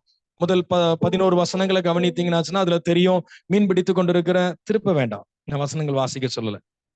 மார்க் 1வது அதிகாரத்துல கவனிக்க முடியும். லூக்கா மத்தேயு 4வது அதிகாரத்துல கவனிக்க முடியும். இந்த பேதுரு யார் என்று சொன்னா ஒரு மீன் பிடிக்கிறவனாய் இருக்கிறான். இவருடைய படகுல ஒரு மீன் அகப்படாதபடிக்கு எம்டியா இருக்குது. அந்த சூழல்ல தான் இயேசுவை சந்திக்கும் பொழுது இயேசுனுடைய வார்த்தைக்கு கீழ்ப்படிந்தபடினால் இந்த பேதுருடைய 2 படகு நிரம்பத்தக்கதாய் மீன் கிடைக்குது. இதை கண்டு பிரமித்து போயிருக்கும் பொழுது ஆண்டவர் சொன்ன வார்த்தை என்னன்னா, இதை பார்த்து நீ பிரமிப்படைகிறிய, நீ மனுஷனை பிடிக்கும்படிக்கு நான் இனி அழைக்கப்பட்டிருக்கிறேன் என்று சொல்லுகிறார். இதை சொல்றதுக்கு முன்னாடி ஆண்டவர் பேதுருவுக்கு கொடுத்த அழைப்பே என்னன்னா, என் பின்னே வா. அவருடைய அழைப்பே என்னன்னா, நீ என் பின்னாடிதான் வரணும். இங்க மட்டும் இல்ல, பேதுரு கிட்ட அடிக்கடி ஆண்டவர் பேசின ஒரே வார்த்தை என் பின்னாடி வா, என் பின்னே வா. இந்த ஒரே வார்த்தை தான். நீங்க 4 சுவிசேஷத்துல புரட்டி பாருங்க, அநேக இடத்துல கவனிக்க முடியும். இந்த பேதுருடைய ஓட்டம் இங்கே ஆரம்பிக்கப்படுகிறது. எல்லாவற்றையும் விட்டுவிட்டு, லூக்கா 5:11 சொல்லுகிறது, எல்லாவற்றையும் விட்டுவிட்டு, தன்னுடைய குடும்பத்தை திரும்பி பார்க்கல, தன்னுடைய தன்னுடைய தொழிலுக்கு போட்டிருந்த முதல்ல திரும்பி பார்க்கல, தன்னுடைய தகப்பனை யாரையும் திரும்பி பார்க்கல, எல்லாவற்றையும் விட்டுவிட்டு இயேசுவுக்கு பின்னாடி போனாராம். அல்லேலூயா. எவ்வளவு அன்பு இருந்திருக்கும். நீங்களும் நானும் இயேசுவுக்காக எல்லாவற்றையும் விட முடியுமானா ஒரு கேள்விதான். ஆனா எல்லாவற்றையும் விட்டுவிட்டு இயேசுவுக்கு பின்னாடி போகிறார். இந்த பேதுருடைய ஓட்டம் ஒருவேளை வேதத்தின் அடிப்படையில நமக்கு சொல்லப்படலனாலும் அவருடைய இறுதி நாட்கள் அவர் இரத்த சாட்சியாய் மரித்தது சரித்திரம் நமக்கு சொல்லுகிறது. இரத்த சாட்சியாக மரித்தார். ஆனா அது பைபிள்ல நமக்கு சொல்லப்படல. ஆனா 3 வருஷம் கழிச்சு பேதுரு என்ன செய்தார்?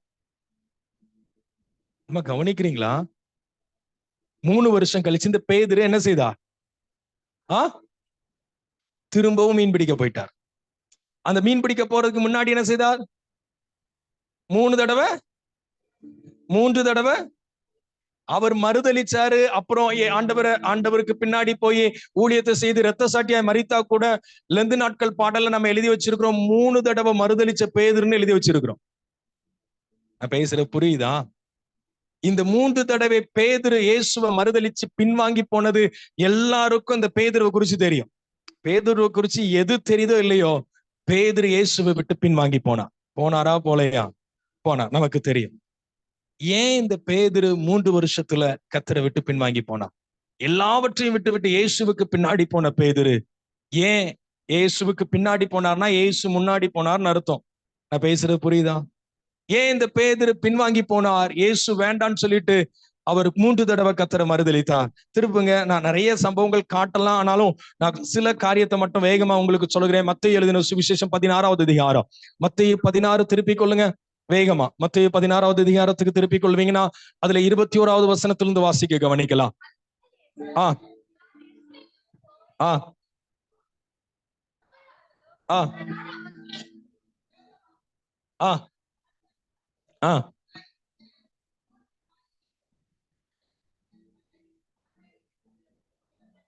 இப்போ சீஷர்களுக்கு இயேசு சொல்ல துவங்குகிறார். என்ன சொல்ல துவங்குகிறார்னா, இந்த பூமிக்கு அவர் மனிதனாக வந்ததனுடைய பிரதான நோக்கம் என்ன? இந்த பூமிக்கு அவர் மனிதனாக அவதரித்ததனுடைய பிரதான திட்டத்தை அவர் சீஷர்களுக்கு இப்பதான் சொல்லவே ஆரம்பிக்கிறார். இப்பதான் சொல்ல ஆரம்பிக்கிறார். என்ன நடக்குன்னா, பேதுரு அவர் என்ன செய்கிறார்? வாசிங்க அடுத்த வசனம். மைக்ல வாசிங்களேன்.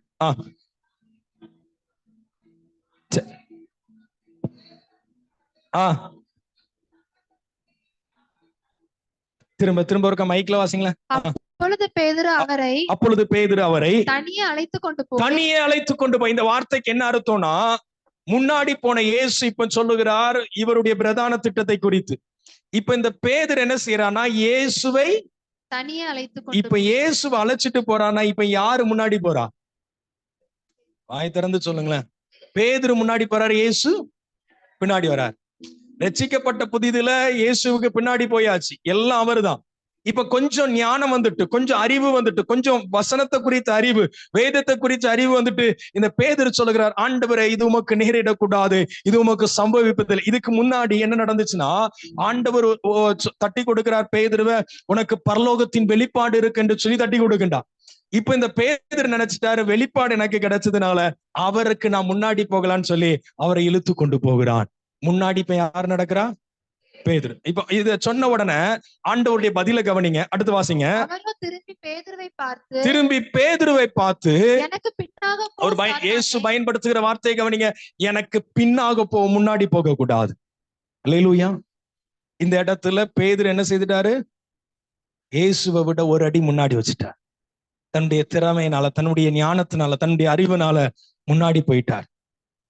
இது மட்டும் இல்ல, இன்னும் நான் இந்த வார்த்தை இன்னும் உறுதியான பிரசங்கிக்க முடியும். ஏன்னா அடுத்த வசனத்தை வாசிச்சீங்கன்னா, எந்த முகாந்திரமும் இல்லாம இயேசு ஒரு பிரசங்கம் பண்ணுகிறார். வாசிங்க. நீ எனக்கு இடரலாய் இருக்கிறாய். அடுத்த வசனம் 24. அப்பொழுது இயேசு தம்முடைய சீஷர்களை, மற்ற சீஷர்களை பார்த்து அவர் ஒரு பிரசங்கம் பண்ணுகிறார். இயேசு மற்ற சீஷர்களை பார்த்து, ஒருவன் என்னை பின்பற்றி வர விரும்பல. அப்போ இதுக்கு அர்த்தம் என்னன்னா, பேதுரு எனக்கு பின்னாடி வரல, முன்னாடி போறான், நீங்களும் முன்னாடி போயிடக்கூடாது, என் பின்னே வரணும். அல்லேலூயா. பேதுரு இயேசுவுக்கு முன்னாடி போனபடியினால் அவரை மறுதலித்தான். இங்க மட்டுமல்ல, பஸ்கா பண்டிகை ஆசரிக்கிறார்கள். மத்தேயு 26 வாங்க. பஸ்கா பண்டிகை ஆசரித்ததுக்கு அப்புறம் அந்த பஸ்கா பண்டிகையிலே ஒருவன் எழும்பி போயிட்டான், இடரல் அடைந்து விட்டான், யூதாஸ் காரியோத்து. இப்ப 11 சீஷர்களும் இயேசுவும் ஒலிவ மலைக்கு நடந்து போகும் பொழுது இயேசு சொல்லுகிறார், இந்த ராத்திரியில என் நிமித்தம் நீங்கள் எல்லாரும் இடரல் அடைவீங்க என்று சொல்லி 11 பேரை பார்த்து சொல்லுகிறார்.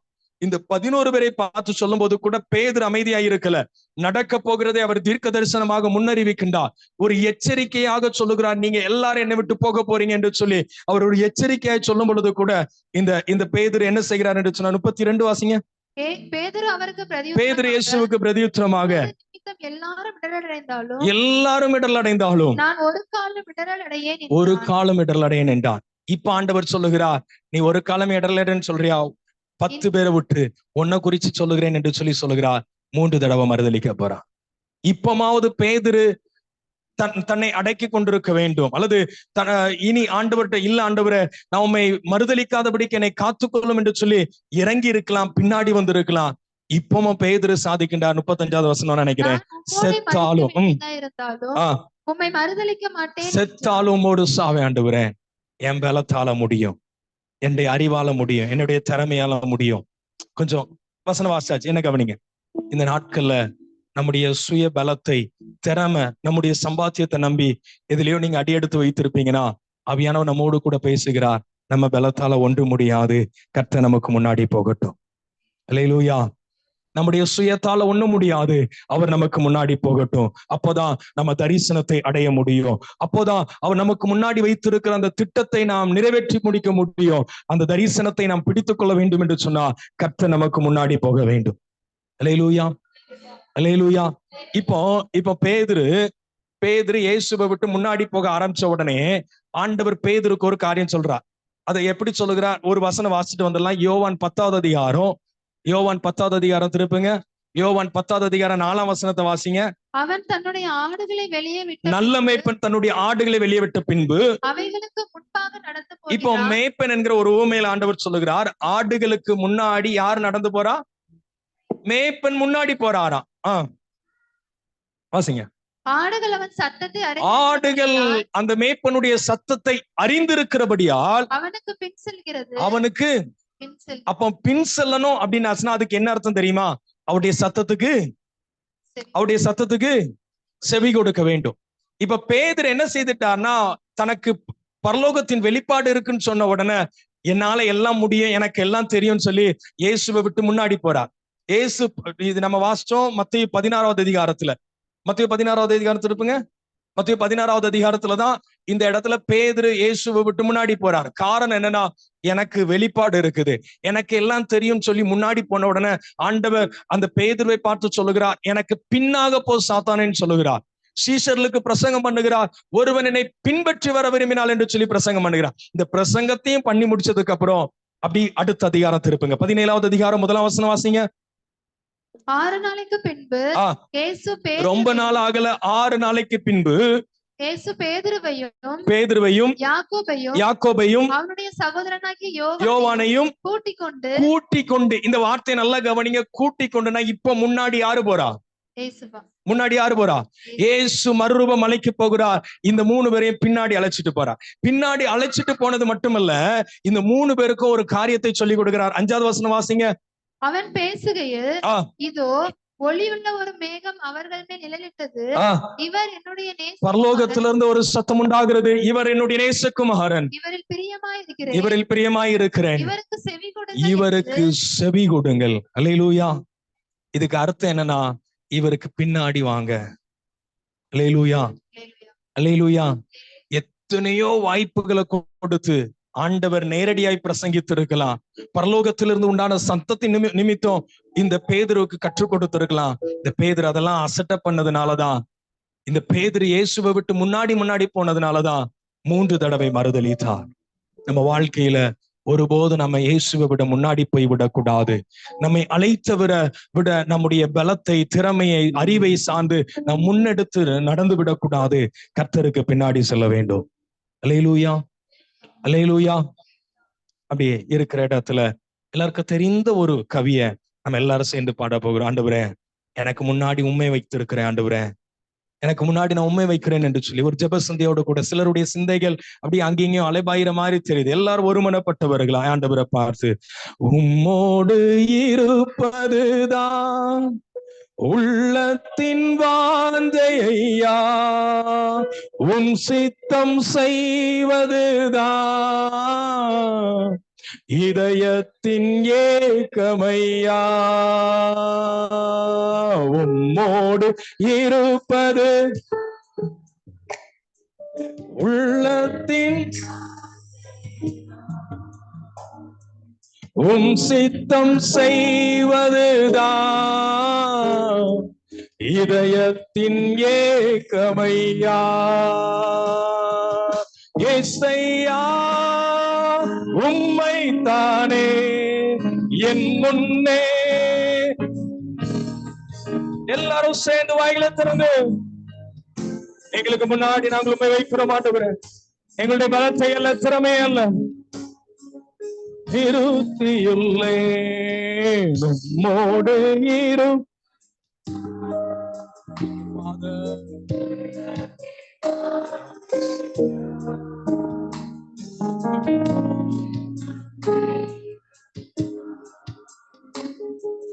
இதயத்தின் ஏக்கமையா. நம்மை குறித்த ஒரு சித்தம் என்னன்னா, அவரை நமக்கு முன்னாடி வைக்கணும்.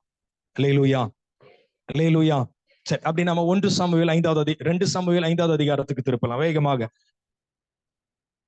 2 சாமுவேல் 5வது அதிகாரம் 17வது வசனத்தை கவனிக்கும் பொழுது, 17ஆம் வசனம், சில வசனங்களை நம்ம தொடர்ச்சி அதுல வாசிக்கலாம். 2 சாமுவேல் 5வது அதிகாரம் 17வது வசனம். தாவீதை இஸ்ரவேலின் மேல் ராஜாவாக அபிஷேகம் பண்ணினார்கள் என்று பெலிஸ்தர் கேள்விப்பட்ட போது. இப்போ தாவீதை அபிஷேகம் பண்ணிட்டாங்க, இப்ப தாவீது தான் ராஜா என்பதை பெலிஸ்தர்கள், அதாவது சத்துருக்கள் கேள்விப்பட்ட போது அவர்கள் எல்லாரும் தாவீதை தேடும்படி வந்தார்கள். அதை தாவீது கேட்டபோது ஒரு அரணிப்பான இடத்துக்கு போனான். பெலிஸ்தரோ வந்து ரெப்பாயின் பள்ளத்தாக்கிலே பாளையம் இறங்கி இருக்காங்க. இங்க கவனிங்க, வசனம் தெரிஞ்ச சம்பவம் நினைக்கிறேன். இப்போதான் தாவீது ராஜாவாக, சமஸ்த இஸ்ரவேலுக்கும் ராஜாவாக அபிஷேகம் பண்ணப்பட்டிருக்கிறார், ராஜாவாக ஏற்படுத்தப்பட்டிருக்கிறார் என்கிறத இப்போ பெலிஸ்தர்கள், சத்துருக்கள் கேள்விப்பட்ட போது என்ன நடக்குன்னா, இப்போ ரெப்பாயின் பள்ளத்தாக்கிலே சத்துருக்கள் ஆகிய பெலிஸ்தர் பரவி இருக்கிறார்கள். இந்த சமயத்துல இந்த தாவீது என்ன செய்கிறார் என்று சொன்னா, தாவீதினுடைய ராஜ்யபாரத்தை கர்த்தர் நிலைக்க பண்ணினார் என்று சொன்னா, அடுத்த வசனத்துல கவனிக்கலாம். தாவீதினுடைய அடிப்படை சுபாவம் என்ன வாசிங்க. பெலிஸ்தருக்கு விரோதமாய் போகலாமா அவர்களை என் கையில் ஒப்பு கொடுப்பீரா என்று தாவீது கர்த்தரிடத்தில் யார்கிட்ட போய் கேட்டார்னா கர்த்தர்கிட்ட போய் கேட்டார். என் பலத்தால முடியுமான்னு தனக்கு பின்னாடி இருக்கிற ஜனங்களை அவர் கணக்கு போட்டு பார்க்கல. கர்த்தரை முன்னாடி வைக்கிறார். ஆண்டவரே நான் போகணுமா வேண்டாமா? இப்போ ஆண்டவர் சொல்லுகிறார் நீ போ என்று சொல்லுகிறார். 20வது வசனத்தை வாசிக்கலாம். தாவீது பாகால் பிராசிமுக்கு வந்து அங்கே அவர்களை முறியடித்து தண்ணீர்கள் உடைத்தோடுகிறது போல கர்த்தர் என் சத்துருக்களை எனக்கு முன்பாக உடைத்து ஓட பண்ணினார் என்று சொல்லி அது நிமித்தம் அந்த ஸ்தலத்திற்கு பாகால் பிராசிம் என்று பெயரிட்டான். இப்போ ஆண்டவர் சொன்னபடினால, ஆண்டவர் போன்னு சொன்னதுனால இந்த தாவீது போனார். நடந்தது என்னன்னா, சத்துருக்கள் தண்ணீர்கள் உடைந்து போகிறது போல ஓடி போனாங்களாம். அல்லேலூயா. சில இடத்துல ஆண்டவர் நம்மை மெதுவாய் நடத்துவார். நான் உங்களுக்கு சொல்லுகிறேன், கர்த்தர் நம்மை மெதுவா நடத்தினாலும் பத்திரமாய் நடத்துகிறவர். சொல்லுங்களா ஆமென். யாக்கோபு திரும்பி வருகிறார். இரு பரிவாரத்தோடு கூட திரும்பி வரும்பொழுது ஏசாவை கண்டு பயந்து போயிருக்கிற சமயத்துல அப்புறம் ஆண்டவருடைய கிருபையினால இந்த ஏசா சமாதானமா பேசிட்டு வா சேர்ந்து போகலாம் என்று சொல்லி ஏசா அழைக்கிறார். இப்ப யாக்கோபு என்ன சொன்னார் என்று சொன்னா, நான் கரவலாடுகளை வைத்திருக்கிறேன், என்னுடைய குட்டிகள் என்னுடைய மந்தையை நான் பாதுகாக்கணும்னா யாக்கோபு நல்ல ஒரு மேய்ப்பனை போல பதில் சொல்லுகிறார். நான் அவைகளை வேகமா நடத்தினா மாண்டு போயிரும், மெதுவாய் நடத்துவேன் என்று சொல்லுகிறார். ஏசாயா 40:11 நினைக்கிறேன், நீங்க வீட்டுல போய் வாசிச்சு பாருங்க.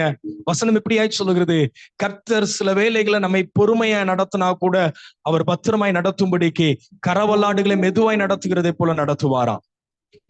இப்படி நம்ம மேல ரொம்ப கரிசனையா இருக்கிற ஆண்டவர் ஒரு இடத்துல அவர் பிரயாணப்படவில்லை, அவர் நம்மை அனுமதிக்கவில்லை, நாம கடந்து போனா தோல்விதான் நமக்கு வரும்.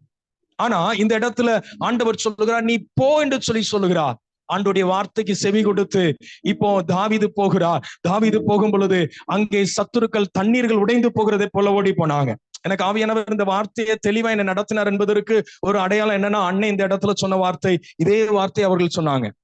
எனக்கு ஆச்சரியமா இருந்துச்சு. அவர்களுக்கு கர்த்தர் வாக்கு கொடுத்த வார்த்தை. இப்போ என்ன ஆயிட்டுனா, பெலிஸ்தர்களை இவர் தண்ணீர்ல உடைந்து ஓட பண்ணுறத போல ஓட வச்சுட்டார். சத்துருக்கள் போயிட்டாங்க. 2வது விஷயம் என்ன நடக்குன்னா, திரும்பவும் அதே பெலிஸ்தர்கள் கூடி வர்றாங்க. வாசிக்கலாம் 23. பெலிஸ்தர் திரும்பவும் வந்து ரெப்பாயிம் பள்ளத்தாக்கிலே இறங்கினார்கள்.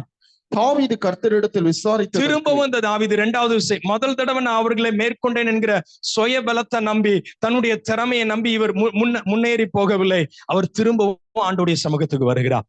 இப்ப ஆண்டவர் என்ன சொல்லுகிறார் என்று சொன்னா 24, நீ நேராய் போகாமல் அவர்களுக்கு பின்னாலே சுற்றி முசுக்கட்டை செடிகளுக்கு எதிரே இருந்து அவர்கள் மேல் பாய்ந்து முசுக்கட்டை செடிகளின் நுனிகளிலே செல்லுகிற இறைச்சலை நீ கேட்கும் போது சீக்கிரமாய் எழும்பி போ. அப்பொழுது பெலிஸ்தரின் பாளையத்தை முறியடிக்க இதெல்லாம் கர்த்தருடைய வார்த்தையின்படி செய்தா ஆண்டவர் சொல்லுகிறார், இவைகள் எல்லாம் நீ கேட்கும் பொழுது கர்த்தர் உனக்கு முன்னாடி புறப்பட்டிருப்பார், அவர் முன்னாடி போவார். இப்ப நடந்தது என்ன தெரியுமா? கடைசி வசனம் சொல்லுகிறது, கேபா தொடங்கி கேசேர் மட்டும் இந்த பெலிஸ்தர்களை இவன் முறியடித்தான். அதன் பின்பதாய் பெலிஸ்தர்களை கொண்டு தாவீதுக்கு பெரிய அளவுல தொந்தரவு வரவில்லை. அல்லேலூயா, அல்லேலூயா. இப்ப இந்த தாவீதை குறித்து ஒரு வசனம் வாசிக்கலாம். அப்படி நீங்க திருப்புங்க சங்கீதம் 16வது சங்கீதம் 8வது வசனம். 16வது சங்கீதம் திருப்புங்க 16:8. கர்த்தரை எப்பொழுதும் எனக்கு முன்பாக வைத்திருக்கிறேன், கர்த்தரை எப்பொழுதும் எனக்கு முன்பாக வைத்திருக்கிறேன், அவர் என் வலது பாரிசத்தில் இருக்கிறபடியால். வலது பாரிசத்துல யார் இருப்பானா? என்ன கவனிங்க. நான் உங்களுக்கு ரொம்ப எளிமையா சொல்லுகிறேன். புதிதாக கணவன் மனைவியாய் திருமணம் முடிஞ்ச உடனே வரவேற்பு பங்கன்ல வலது பக்கத்துல, மணவாட்டியினுடைய வலது பக்கத்துல யார் இருப்பா? வாயை திறந்து பேசுங்களேன். மணவாளன் இருப்பார். இப்ப இங்க இருந்து இவர் இறங்கி போனாலும் சரி, அல்லது அவர்கள் திருமணமான புதிதில இவர் நடந்து போறாருன்னா பின்னாடியே இழுத்துட்டு போவார். அப்போ வலது பக்கத்துல இருக்கிறது யாரு? மணவாளன், கணவன். இதே போல நம்ம வாழ்க்கையில அவர் வலது பக்கம் இருக்கணும், நாம இடது பக்கத்துல இருக்க வேண்டும். அல்லேலூயா. இது மட்டும் இருந்துச்சுன்னா திரும்ப அதே வசனத்தை வாசிக்கலாம். கர்த்தரை எப்பொழுதும் எனக்கு முன்பாக வைத்திருக்கிறேன், அவர் என் வலது பாரிசத்தில் இருக்கிறபடியா நான் அசைக்கப்படுகிறது. நாம அசைக்கப்படக்கூடாது, நாம் தடுமாடக்கூடாதுன்னா அவர் வலது பாரிசத்துல இருக்கணும், அவர் நமக்கு முன்னாடி இருக்கணும். அல்லேலூயா. அப்படி இருக்கிற இடத்துல பைபிள் கொஞ்சம் வச்சுட்டு இருக்கிற இடத்துல ஒரு ஜெபம் பண்ணிட்டு அப்படி நம்ம கர்த்தருடைய வார்த்தைக்கு நேரா கடந்து வருவோமா? எல்லாரும் கண்களை மூடலாம். ஆண்டவர் நம்மோடு கூட தெளிவாய் பேசிக் கொண்டிருக்கிறார் என்று சொல்லி நான் நம்புகிறேன். சிலரோடு கூட ஆண்டவர் திட்டமாய் பேசிக் கொண்டிருக்கிறார். சில போராட்டங்கள்ல ஏன் கர்த்தர் நம்முடைய வாழ்க்கையில அவர் நமக்கு உதவி செய்ய முடியல, சில இடத்துல நாம தனிமையில ஏன் போராடிட்டு இருக்கிறோம், சில காரியத்துல ஏன் நம்மளால ஜெயம் எடுக்க முடியல, சில ஜெபங்களுக்கு ஏன் பதில் வராதபடிக்கு கர்த்தர் மௌனமாய் இருக்கிறார் என்று சொன்னா, கர்த்தரை வைக்க வேண்டிய இடத்துல நம்ம வைக்கல, கர்த்தரை வைக்க வேண்டிய இடத்துல நம்ம வைப்போமே என்று சொன்னா, ஆண்டவர் இன்னைக்கு நமக்கு கொடுத்த வாக்குத்தத்தத்தின்படியே, ஆண்டவர் இந்த நாள்ல நம்மோடு பேசுகிற வார்த்தையின்படியே, நமக்கு முன்னாடி இருக்கிற சத்துருக்களை அவர் தண்ணீர்களை போல ஓட பண்ணும்படிக்கு அவர் நமக்கு முன்னே புறப்படட்டும், அவர் நமக்கு முன்னே புறப்படட்டும். எல்லாரும் கண்களை மூடி ஆண்டவருடைய சமூகத்துல கொஞ்சம் விடுதலையோடு கூட தலையை குனிஞ்சிருக்கணும்னு அவசியம் இல்லை. பிரதர்ஸ் எல்லாரும் கொஞ்சம் நிமிர்ந்து உட்காருங்க. தேவ சமூகத்துல கொஞ்சம் கண்களை மூடி ஜெபிக்கலாமா? அவர் நமக்கு முன்னே போகட்டும். நம்முடைய தனிப்பட்ட வாழ்க்கையின் நிகழ்கையில, நம்முடைய ஆவிக்குரிய ஜீவியத்துல நம்ம கர்த்தர் நமக்கு தந்திருக்கிற படிப்பா இருக்கலாம், கர்த்தர் நமக்கு தந்திருக்கிற வேலையா இருக்கலாம், கர்த்தர் நமக்கு தந்திருக்கிற குடும்பமா இருக்கலாம், கர்த்தர் நமக்கு தந்திருக்கிற ஊழியமா இருக்கலாம். கர்த்தர் நமக்கு முன்னாடி போகட்டும், அவரை முன்னாடி வைப்போம். ஆண்டவரே, நான் உம்மை முன்னிறுத்துகிறேன் அப்பா, உமக்கு நான் முதலிடம் கொடுக்கிறேன், நீங்க எனக்கு முன்னாடி போங்க, நீங்க எனக்கு முன்னாடி போங்க. இன்னைக்கு கர்த்தர் நமக்கு வாக்கு பண்ணி இருக்கிறார். ஒருவேளை தடைகளாய் சில சத்துருக்கள் நம்முடைய வாழ்க்கை நிலையில நமக்கு எதிராய் போராடி கொண்டிருந்தாலும், இன்னைக்கு அவர் நமக்கு வாக்கு பண்ணி இருக்கிறபடினால் அவர் நமக்கு முன்னே புறப்படட்டும், அவர் நமக்கு முன்னே புறப்படட்டும். தேவ சமூகத்துல எல்லாரும் ஆண்டவரே, ஒரு ஆட்டுக்குட்டியை போல உம்முடைய சத்தத்துக்கு செவி கொடுத்து உம்மை பின்தொடர்ந்து வர ஆயத்தம் என்று சொல்லி, ஹல்லேலூயா. மேய்ப்பனில்லாத ஆடுகட்கு நானே நல்ல மேய்ப்பனென்றா, இன்ப சத்தம் பின் சென்றிடுவோம், இன்ப பாதை எல்லாரும் கரங்களை தட்டி பாடுமா? மேய்ப்பனில்லாத ஆடுகட்கு நானே நல்ல மேய்ப்பனென்றா, இன்ப சத்தம் பின் சென்றிடுவோம், இன்ப பாதை காட்டிடுவா, இன்ப பாதை காட்டிடுவா. ஜெய கிறிஸ்து முன் செல்கிறா, ஜெயமாக விசுவாசோடு கூட அவன் நமக்கு முன்னே சொல்லட்டும். நம்முடைய குடும்ப வாழ்க்கையில, நம்முடைய ஊழியத்தின் பாதையில, நம்முடைய ஆவிக்குரிய ஜீவிதத்தில் அவர் முன்னே சொல்லட்டும். ஜெயம் அல்லேலூயா அவர் நாமத்துக்கே, சத்ருவின் கோட்டை தகர்த்தெறிய சத்தியம் நித்தியம். எஸ், துதி சாட்சி ஆர்ப்பரிப்போம், துதி சாட்சி ஆர்ப்பரிப்போம். ஜெய கிறிஸ்து எங்களுக்கு முன்பதாய் கர்த்தர் சொல்லுகிறேன் என்கிற நிச்சயத்தோடு கூட நாங்களுமே ஆர்ப்பரிக்கிறோம். ஜெய கீதங்கள் நாம் பாடி ஜெய கொடியும் ஏற்றிடுவோம். ஜெயமல்லேலூயா நாமத்துக்கே, ஜெயமல்லேலூயா அவன் நாமத்துக்கே. மேய்ப்பனில்லாத ஆடுகட்கு நானே நல்ல மேய்ப்பனென்றா, இன்ப சத்தம் பின்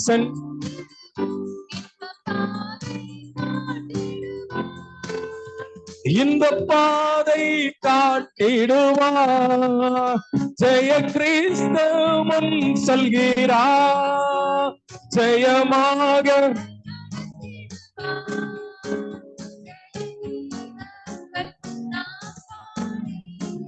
ஜெய கொடியும் மேற்றிடுவோம். ஜெயம் அல்லேலூயா அவர் நாமத்திற்கே, ஜெயம் அல்லேலூயா அவர் நாமத்திற்கே. நல்ல கரங்களை தட்டி ஆண்டவருக்கு நன்றி செலுத்துவோமா? இந்த நாள்ல நம்முடைய வாழ்க்கையில எதெல்லாம் தடையா இருக்குதோ அந்த தடைகளை நீக்கி போடும்படிக்கு அவர் நமக்கு முன்னே போகிறார், அவர் நமக்கு முன்னே செல்லட்டும். அல்லேலூயா, அல்லேலூயா. அதனாலதான் வசனம் சொல்லுகிறது, நான் உனக்கு முன்னே போய் அவர் கோணலானதை சேவைப்படுத்த விரும்புகிறார். அல்லேலூயா. எதெல்லாம் கோணலா இருக்கிறதோ, எதெல்லாம் நம்முடைய வாழ்க்கையில் தடையா இருக்கிறதோ, அது சத்துருக்கள் நிமித்தம் உண்டானதா இருக்கலாம். இந்த நாள் அவர் நமக்கு வாக்கு கொடுக்கிறார், அவர் நமக்கு முன்னே போவார். அல்லேலூயா, அல்லேலூயா. சரி, இப்ப பேதுரு இயேசுவுக்கு பின்னே போன பேதுரு முன்னாடி போயிட்டார், அதனாலதான் அவர் மறுதலித்தார், பின்வாங்கி போயிட்டார். இப்பவும் பேதுருவை உயிர் தெழுந்த இயேசு சந்திக்கின்றார், மீண்டும் தரிசனத்திற்காக அழைக்கின்றார்.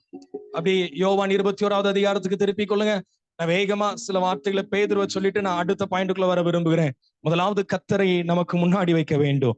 இப்போ அந்த பேதுருவை பார்த்து சொல்லுகிறார், என்னிடத்தில் அன்பா இருக்கிறாயா என்று சொல்லி கேட்கின்றார். பேதுரு அன்பா இருக்கிறேன் என்று சொன்ன பொழுது தரிசனத்தை, ஊழியத்தை இந்த பேதுருடைய கையில கர்த்தர் கொடுத்தார். இதை கொடுத்ததுக்கு அப்புறம் கூட பேதுருக்கு ஒரு காரியத்தை கர்த்தர் நினைவுபடுத்துகின்றார். 21வது அதிகாரம் 19வது வசனம் வாசிக்கலாம்.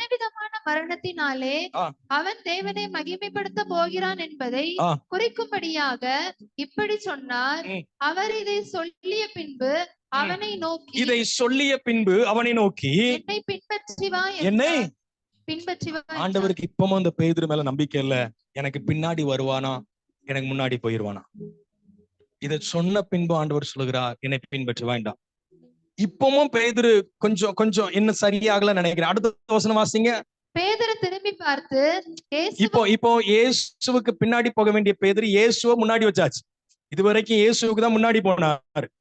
இயேசு முன்னாடி போய் கொண்டிருக்கிறார். பேதுரு பின்னாடி போன இயேசு ஒரு அடி இயேசு விட்டு முன்னாடி வச்சுட்டார். இப்ப இயேசுவை முன்னாடி வச்சாச்சு. அவர் செய்த அடுத்த காரியம் என்னன்னா, திரும்பி பார்த்தாராம். இயேசு முன்னாடி இருக்கிறார், பேதுரு எங்கே இருக்கிறார்? இந்த பேதுரு தனக்கு பின்னானதை திரும்பி பார்க்கிறார். யோவானை பார்த்து இவன் காரியம் என்ன என்று சொல்லி கேட்ட பொழுது ஆண்டவர் சொல்லுகிறார். 22வது வசனம் வாசிக்கலாம். அதற்கு இயேசு, நான் வருமளவும் இவன் இருக்க எனக்கு சித்தமானால் உனக்கு என்ன, நீ என்னை பின்பற்றி வா என்றார். நான் வர்ற வரைக்கும் அவன் இருந்தா உனக்கு என்ன, நீ என்னை பின்பற்றி வா. ஆண்டவரை பின்பற்றுவதுல 2 காரியம் இருக்கு. ஒண்ணு, கர்த்தரை முன்னாடி வைக்கணும். எனக்காக நீங்க நான் ரொம்ப எளிமையா சொல்லுகிறேன், வசனம் வாசிக்க வேண்டாம். ஒண்ணு, கர்த்தரை முன்னாடி வைத்து அவரை பின்தொடர வேண்டும். 2வது, அக்கம் பக்கத்திலேயோ பின்னாடியோ திரும்பி பார்க்க கூடாது. அல்லேலூயா. அதனாலதான் ஆண்டவர் சொன்னார், கலப்பையில கை வைத்ததுக்கு அப்புறம் பின்னிட்டு திரும்ப கூடாது. அவன் தேவனுடைய ராஜ்யத்துக்கு தகுதி அல்ல. அக்கறைக்கு போய் சேருவதற்கு அவன் தகுதி அல்ல. இதுல என்ன நடந்துட்டுனா, இந்த பேதுரு திரும்பி பார்க்கும்போது என்ன ஆகுதுன்னா, நான் ரொம்ப ரொம்ப எளிமையா உங்களுக்கு சொல்லுகிறேன். அடுத்தவனுடைய ஓட்டம், அதாவது யோவானுடைய ஓட்டம் என்ன என்பதை குறித்து சிந்திக்க ஆரம்பிச்சா. இப்ப நம்ம பின்னிட்டு திரும்புறோம், அக்கம் பக்கத்துல பார்க்கும்போது இயல்பா நமக்குள்ள என்ன ஆகுதுன்னா, மற்றவர்களோடு நம்முடைய ஓட்டத்தை கம்பேர் பண்ண ஆரம்பித்து விடுகிறோம். கர்த்தரை முன்னாடி வைக்கணும். 2வது, அக்கம் பக்கத்துல திரும்பி பார்க்க கூடாது. எபிரேயர் 12:1 நமக்கு அழகாய் சொல்லுகிற, திருப்ப வேண்டாம், இயேசுவை நோக்கி நமக்கு நியமித்திருக்கிற ஓட்டத்திலே விசுவாசத்தை துவக்கிறவர் முடிக்கிறவருமாகிய இயேசுவை நோக்கினா இயேசு முன்னாடி இருக்கிறா. நமக்கு நியமித்திருக்கிற ஓட்டத்துல பொறுமையோடு ஓடணும்னா அடுத்தவங்க ஓட்டத்தை பார்க்க கூடாது. அல்லேலூயா. அதனாலதான் ஆண்டவர் சொன்னார், ஒருவன் என்னை பின்பற்றி வர விரும்பினால் அவன் தன்னைத்தான் வெறுத்து, அந்த வார்த்தை ரொம்ப கவனம், தன் சிலுவை. அப்போ அவனவனுக்குன்னு ஒரு சிலுவை இருக்கு, அவனவனுக்குன்னு ஒரு அழைப்பு இருக்கு. இந்த அழைப்புல நம்ம ஓடணும். அல்லேலூயா. அடுத்தவங்களை எட்டி பார்க்கும்போது இயல்பா நம்மள அறியாம என்ன வந்துருதுன்னா, அவங்கள மாதிரி வீடு இல்ல, அவங்கள மாதிரி கார் இல்ல, அவங்கள மாதிரி படிப்பு இல்ல, அவங்கள மாதிரி ட்ரெஸ் இல்ல. நமக்கு ஆவிக்குரிய ஜீவியத்துல நம்மை பின்மாற்றத்துக்குள்ள கொண்டு போகிறது கர்த்தரை முன்னாடி வைக்காம நம்ம முன்னாடி போனாலும் பின்வாங்கிட்டோம்னு அர்த்தம். 2வது, மற்றவர்களோடு கம்பேர் பண்ணி மற்றவர்களோடு நம்மை ஒப்பிட்டு பார்க்க கூடாது. இந்த இடத்துல வந்து இருக்கிற நான் இந்த வார்த்தைக்குள்ள வரணும்னு விரும்பவே இல்லை. நான் அடுத்த பாயிண்ட்டுக்குள்ள போகணும்னு விரும்பினேன். ஆவியானவர் என்னை தெளிவாய் நடத்துகிறபடி நான் இந்த வார்த்தை சொல்லுகிறேன். இந்த இடத்துல வந்து இருக்கிற அநேகருடைய ஜெபங்கள் எப்படி மாறிவிட்டது என்று சொன்னா, ரட்சிக்கப்பட்ட புதிதில அப்பா நீங்க மட்டும் எனக்கு போதும்னு ஜெபம் பண்ண அநேகர் இன்னைக்கு தேவ சமூகத்துக்கு வரும் பொழுது ஒரு பெரிய லிஸ்டோடு வந்து நிற்கிறீங்க. எனக்கு வீடு வேணும், காரு வேணும், அது வேணும், இது வேணும்னு சொல்லி ஏன் ஜெபிக்கிறீங்க என்று சொன்னா, ஆரம்பத்துல இயேசுவை மட்டும் பாத்தீங்க, இப்போ அக்கம் பக்கத்துல கொஞ்சம் கம்பேர் பண்ண ஆரம்பித்து விட்டீங்க. எனக்கு ஆவியானவர் தெளிவாய் சொல்லுகிறதுனால நான் தைரியமாய் சொல்லுகிறேன். ஏன் நம்ம ஜெபம் மாறிட்டு தெரியுமா? ரட்சிக்கப்பட்ட புதியதுல நீங்க மட்டும் போதும்னு ஜெபம் பண்ண ஜெபம் இன்னைக்கு எப்படி மாறிட்டுனா, எனக்கு அது இல்லை, இது இல்லை, அது வேணும், இது வேணும். ஏனென்று சொன்னா, மற்றவர்களை பார்க்கும் பொழுது நமக்குள்ள இல்லைன்னு சொல்லி ஒரு உணர்வு வந்து விட்டது. நான் படிக்கும் பொழுது ஒரு விளம்பரத்திற்கு ஒரு டெபினிஷன் என்னன்னா, விளம்பரமானது தேவையில்லாத இடத்துல ஒரு தேவையை உருவாக்குமா. நான் பேசுற புரியுதா? தேவையில்லாத இடத்துல ஒரு தேவையை உருவாக்குறது விளம்பரம்னா நம்ம பாக்குற ஒரு காரியம். அது நம்ம டிவில பாக்குற விளம்பரமா இருக்கலாம், அல்லது நம்ம வால் போஸ்ட்ல ஒட்டப்பட்டிருக்கிற ஆடா இருக்கலாம். இது என்னன்னா நமக்கு இல்லாதத நமக்கு தேவையில்லாதத தேவையை போல உருவாக்கி கொடுக்குமா. இன்னைக்கு நம்ம அக்கம் பக்கத்துல பார்த்த உடனே நமக்கு எது தேவையோ அதை கர்த்தர் சரியாய் தந்திருக்கிறார். ஆனா நமக்கு இல்லைங்கிற ஒரு உணர்வை கொடுத்து விட்டது. இன்னைக்கு நம்ம ஜெபம் மாறணும்னா நம்ம செய்ய வேண்டியது, முன்னாடி கர்த்தர் இருக்க வேண்டும். ரெண்டாவது, அக்கம் பக்கத்துல பார்க்க கூடாது, நம்ம ஓட்டத்துல நம்ம ஓடணும். அல்லேலூயா. இந்த தாவீது கர்த்தரை முன்னாடி வச்சது மட்டுமல்ல, எனக்கு வசனங்கள் காண்பிக்க நேரம் இல்ல, நீங்க வீட்டுல போய் வாசிங்க. 1 சாமுவேல் 17வது அதிகாரத்துல அதை கவனிக்க முடியும். கர்த்தர் இந்த தாவீதை ராஜஸ்தானத்துல நிலைக்க பண்ணதுக்கு ஒரு காரணம், கர்த்தரை முன்னாடி வச்சாரு. ரெண்டாவது என்னன்னா, தான் ஓட்டத்துல தான் ஓடினார். இப்போ கோலியாத்த நான் எதிர்க்க போகிறேன் என்கிறத இப்போ சவுல் ராஜாட்ட சொல்லியாச்சு. இப்ப சவுல் ராஜா என்ன செய்யறாருன்னா, முதல்ல நீ போக கூடாதுன்னாரு.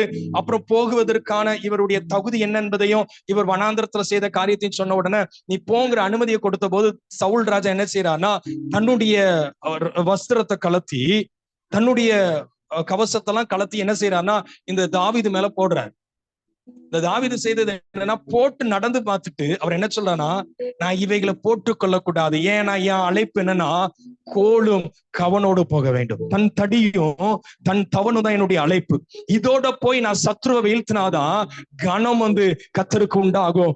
பூலோகத்தார் யாரோ அறிந்து கொள்வார்கள், இஸ்ரவேலின் தேவனே தேவன் என்பதை அறிந்து கொள்வார்கள். அல்லேலூயா. கர்த்தர் இந்த தாவீதை தெரிந்தெடுத்து அந்த ராஜஸ்தானத்துல நிலைக்க பண்ணதுக்கு ஒரு காரணம் என்னன்னா, சவுளுடைய அழைப்பு எனக்கு வேண்டாம், சவுளுடைய வஸ்திரம் எனக்கு வேண்டாம், என் அழைப்பு எனக்கு போதும். அல்லேலூயா.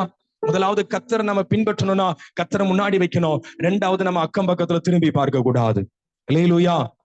நம்ம அங்கே இங்கேயும் எட்டி பார்த்தா என்ன ஆயிரும்னாச்சுன்னா பின்வாங்கி போயிரும். நீங்க வீட்டுல போய் வாசிச்சு பாருங்க. பவுல் கர்த்தரை முன்னாடி வச்சது மட்டுமல்ல, அவர் சொல்லுகிறார், பிலிப்பியர் 3வது அதிகாரம் 12ஆம் வசனத்துல இருந்து வாசிக்கும் போது, திருப்ப வேண்டாம் என்ன கவனிங்க, பின்னானவைகளை பின்னாடி இருக்கிறத மறந்துட்டேன்னு சொல்றார். அல்லேலூயா. கர்த்தரை முன்னாடி வச்சிருக்கிறனா கர்த்தரை மட்டும் பார்ப்பேனே தவிர பின்னாடி உள்ளதெல்லாம் மறந்துட்டேன். அல்லேலூயா. அல்லேலூயா. சரி, இந்த நாள்ல கர்த்தர் முதலாவது நம்மோடு பேசுகிற வார்த்தை, அவரை முன்னாடி வைக்கணும், அக்கம் பக்கத்துல பார்க்க கூடாது. அல்லேலூயா. அல்லேலூயா.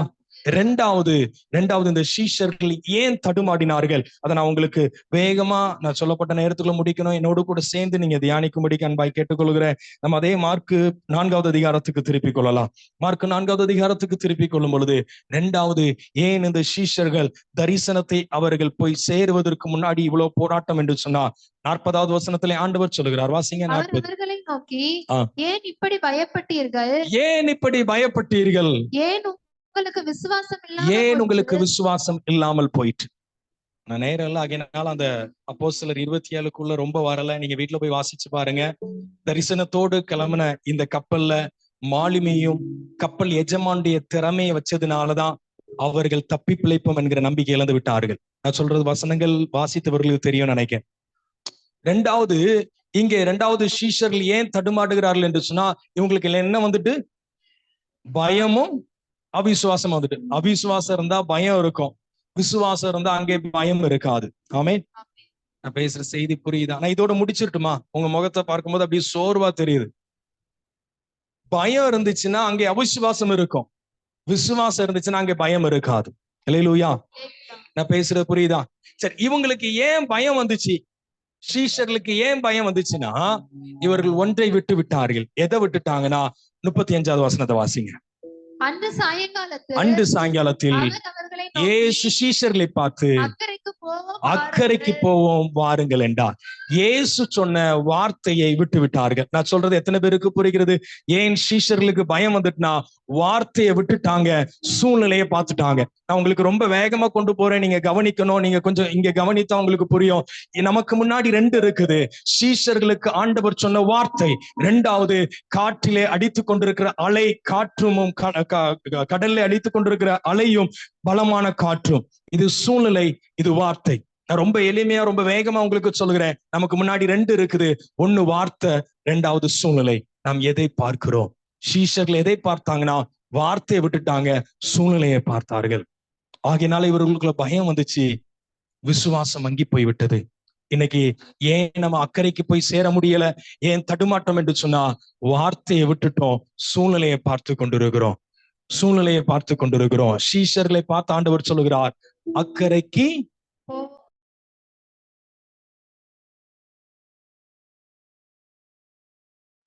நாம எல்லாரும் சேர்ந்து போய் சேர போறோம்னு அர்த்தம். சீஷர்கள் எப்படி ஜெபம் பண்றாங்கன்னா, நாங்கள் மடிந்து போகிறோம், அப்போ நீர் மட்டும் போய் சேர போகிறீங்க. நான் பேசுறவங்களுக்கு புரியுதா? இயேசு அவர்களோடு இணைத்து பேசுகிறார். அக்கறைக்கு போவோம் என்று சொல்லி அவர் சொன்னா கண்டிப்பா நடக்கும். அல்லேலூயா. அவருடைய வார்த்தையானது ஆவியாயும் ஜீவனாயும் இருக்கிறது. அவர் சொன்ன அப்படி நடக்கும். ஆனா சீஷர்கள் வார்த்தையை விட்டுட்டாங்க, சூழ்நிலையை பார்த்தாங்க. இப்போ நான் உங்களுக்கு மீண்டும் பேதுருவையும் பவுலையும் நான் மேலோட்டமா நான் உங்களுக்கு காண்பித்து முடிக்க விரும்புகிறேன். முதலாவது இந்த பேதுருவை நீங்க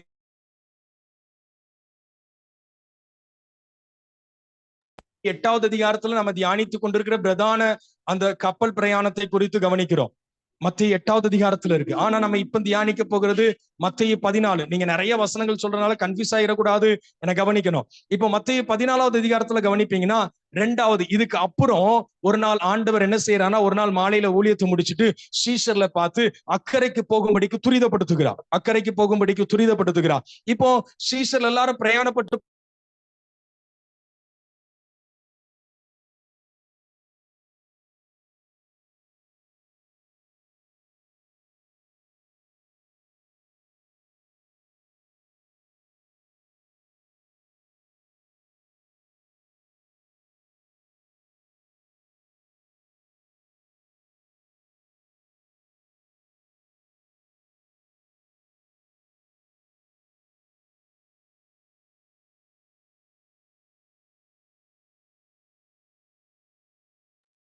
இப்போ பேதுரு என்ன கேட்டார்? வசனத்தை வாசிச்சாச்சு, இங்க கவனிங்க.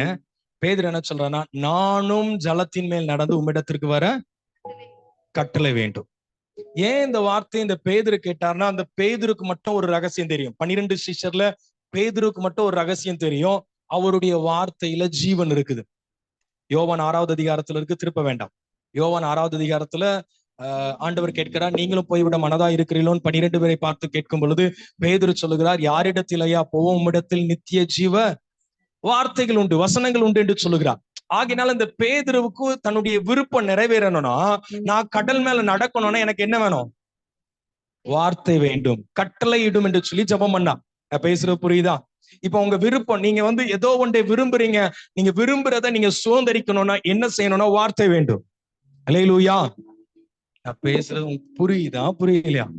ஏதோ ஒரு நீங்க ஏதோ ஒரு காரியத்தை சுதந்திரிக்கணும்னு விரும்புறீங்க, பெற்றுக்கொள்ளணும்னு விரும்புறீங்க. அது வீடு கட்டுறதா இருக்கலாம், கார் வாங்குறதா இருக்கலாம், அல்லது உங்க பிள்ளைகளுடைய படிப்பா இருக்கலாம், ஏதோ ஒன்று உயர்வானதை நம்ம பெற்றுக்கொள்ளணும்னு விரும்புறோம். அதை பெற்றுக்கொள்ளணும்னா முதல்ல நமக்கு அதை பெற்றுக்கொள்வதற்கான வழி வேண்டாம், வார்த்தை இருந்தா போதும். அல்லேலூயா. கடல் மேல மனுஷன் நடக்க முடியுமா? இது சாத்தியம் இல்லாதது, முடியாதது, நடக்காதது. இந்த பேதுருக்கு இது தெரிந்தும் அவர் எப்படி ஜெபம் பண்றாருன்னா, நானும் நடந்து உம்மிடத்திற்கு வர கட்டளையிடும். அடுத்த வசனம் வாசிங்க. அதற்கு இயேசு வா என்றார். இப்ப ஆண்டவர் என்ன சொல்றாருன்னா, வா என்கிறார். வா என்கிறது தமிழ்ல ஒரே எழுத்து, வா என்று சொல்லி அழைக்கின்றார். இப்ப வா என்றார் என்று சொன்ன வார்த்தை, இந்த வார்த்தை வா என்கிற வார்த்தை, இங்க கவனிங்க. வா என்கிற இந்த வார்த்தையை பிடித்து கொண்ட இந்த பேதுரு என்ன செய்தானா, படகை விட்டு இறங்கி, நான் வாசிக்க நேரம் அதனால நானே சொல்லுகிறேன், படகை விட்டு இறங்கி கர்த்தரிடத்துல போகும்படிக்கு ஜலத்தின் மேல், இயேசுவுக்கு அப்புறம் ஜலத்தின் மேல் நடந்த ஒரே ஒரு ஆள் யார் என்று சொன்னா இந்த பேதுரு. அல்லேலூயா, அல்லேலூயா. எப்படி நடந்தார்? வார்த்தையை பிடித்து கொண்டார், வார்த்தையை பார்த்தார். வார்த்தையை பிடித்து கொண்டார், வார்த்தையை பார்த்தபடினால் இவர் நடந்தார். இப்ப அடுத்து 30வது வசனத்துல, 30வது வசனம் வாசிங்க. இப்போ வார்த்தையை பார்த்த பேதுரு காற்று பலமாயிருக்கிறதை கண்ட பொழுது அமைந்து போன. போதும், நம்ம எதை பார்க்கிறோம்? இந்த பேதுரு அமைந்து போனதுக்கு காரணம் வார்த்தையை விட்டுட்டு சூழ்நிலையை பார்த்தார். வார்த்தையின்படி நடந்தார், ஜலத்தின் மேல் நடந்தார். ஆனா வார்த்தையை விட்டுட்டு சூழ்நிலையை பார்த்தார். காற்று பலமாயிருக்கிறதை கண்டார். இன்னைக்கு நம்முடைய பலவீனங்கள் பலமாயிருக்கலாம், நம்முடைய சூழ்நிலைகள் பலவீனமாயிருக்கலாம், நம்முடைய சூழ்நிலைகள் சாத்தியமில்லாததா இருக்கலாம். சூழ்நிலையை விட்டுருங்க. உங்களுக்கு ஒரு நல்ல செய்தி சொல்லுகிறேன், வார்த்தையை மட்டும் பாருங்க. அல்லேலூயா, அல்லேலூயா. நான் பவுல உங்களுக்கு வேகமா சொல்லுகிறேன். அப்படி அப்போஸ்தலர் 27 திருப்பிக் கொள்ளுங்க. அப்போஸ்தலர் 27ல என்ன நடந்துச்சுன்னா, இப்போ இத்தாலியாவுக்கு போகிற அலெக்சாந்திரியா பட்டணத்துக்கு கப்பல்ல இவர்கள் பிரயாணப்பட்டு போகிறார்கள். இந்த பிரயாணத்துல அப்போஸ்தலனாகிய பவுல் இருக்கின்றார். இந்த அப்போஸ்தல நடவடிக்கைகள் எழுதின லூக்கா கூட இருக்கின்றார். இன்னும் பவுலுடைய சில நண்பர்கள் இருக்கின்றார்கள். இப்ப பவுல் எப்படி இருக்கிறார்னா, இவர் ஒரு கைதியா இருக்கிறார். ஏன் இவர்களோடு பிரயாணப்படுகிறார்னா, ஒரு 100க்கு அதிபதியினுடைய வசத்துல வாசிக்க சொல்லல, எடுத்து வச்சுட்டு என்ன கவனிங்க. இப்ப 100க்கு அதிபதியினுடைய வசத்துல இந்த பவுல கொடுத்துருக்குறாங்க. எங்க போகணும்னா இத்தாலியா தேசத்துல போய் ரோம் நகர்ல இருக்கிற ராயனுக்கு முன்னாடி இந்த பவுல நிப்பாட்டணும். ஏன்னா இவர் ராயனுக்கு அபயமிட்டு இருக்கிறார், ராயனிடத்துல விசாரிக்கப்படுவதற்கு ஒப்பு கொடுத்திருக்கிறார். இப்போ இவர்கள் பிரயாணப்பட்டு போகிற வழியில இந்த கப்பல் யாத்திரையில நிறைய பிரச்சனை வருது.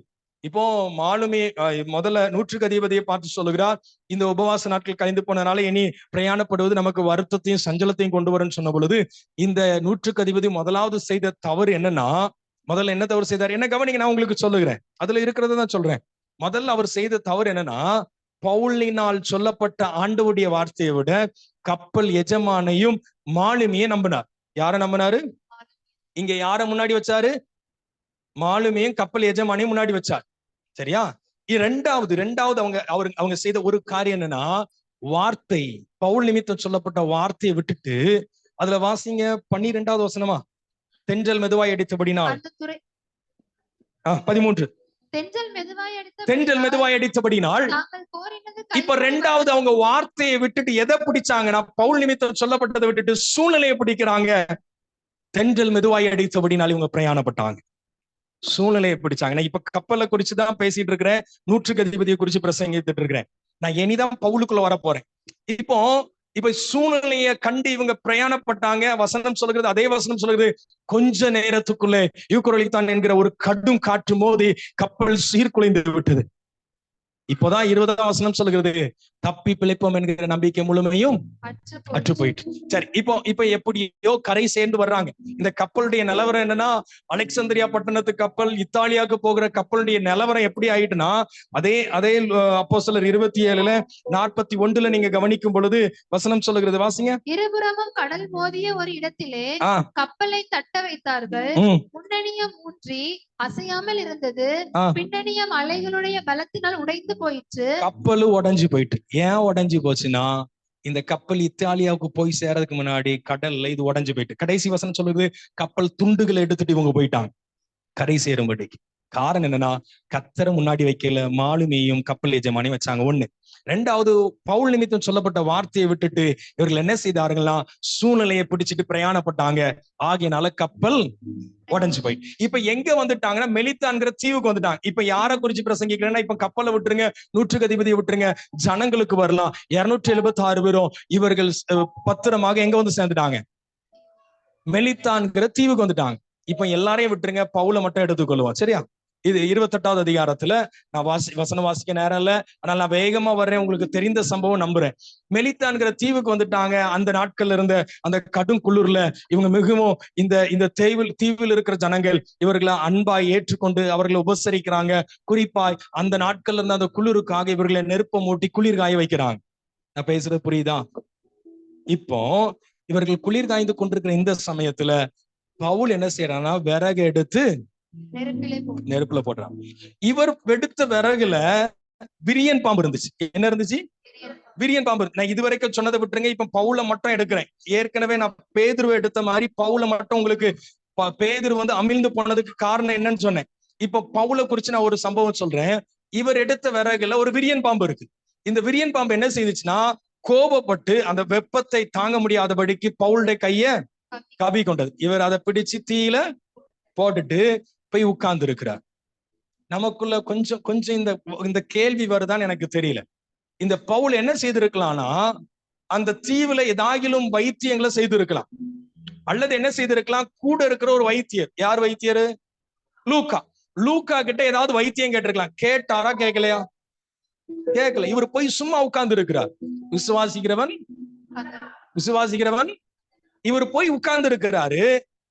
லூக்கா கிட்டையும் ஒண்ணும் கேட்கல. இந்த தீவுல இருக்கிறவங்க சொல்றாங்க, யமனானது இவனை பின்னாடியே வந்துட்டு இருக்குது, கடலை தாண்டி வந்தாலும் மரணமானது இவனை விழுங்க போகிறது என்று சொல்லி பார்த்து கொண்டிருக்கிறாங்க.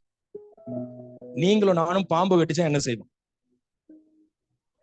பாம்பு கட்டிச்சு செத்தவங்களை விட பயத்துல செத்தவங்க அதிகம். கொரோனாவுல செத்தவங்களை விட பயத்துல செத்தவங்க அதிகம். நான் சொல்றேன் உண்மையா.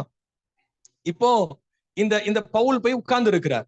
கொஞ்ச நேரத்துக்குள்ள இவங்களுக்கு வேற சிந்தை உண்டாகி, இவன் தேவனோ என்று சொல்லி இவங்க பார்த்து கொண்டிருக்கிறாங்க. அந்த தீவுக்கு முதலாளியாகி அவருடைய தகப்பன் வியாதிப்பட்டு இருக்கிறாரு. அவருக்கு போய் இவரு ஜெபம் பண்றாரு, சுகமாயிடுச்சு.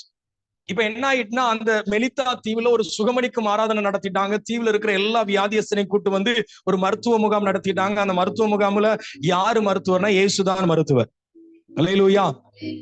இங்கே மெலித்தா தீவுல அப்பனா ஒரு பெரிய ஒரு எழுப்புதல் ரட்சிப்பு உண்டாயிட்டு. ஆமென். யார் நிமித்தம்? யார் நிமித்தம்?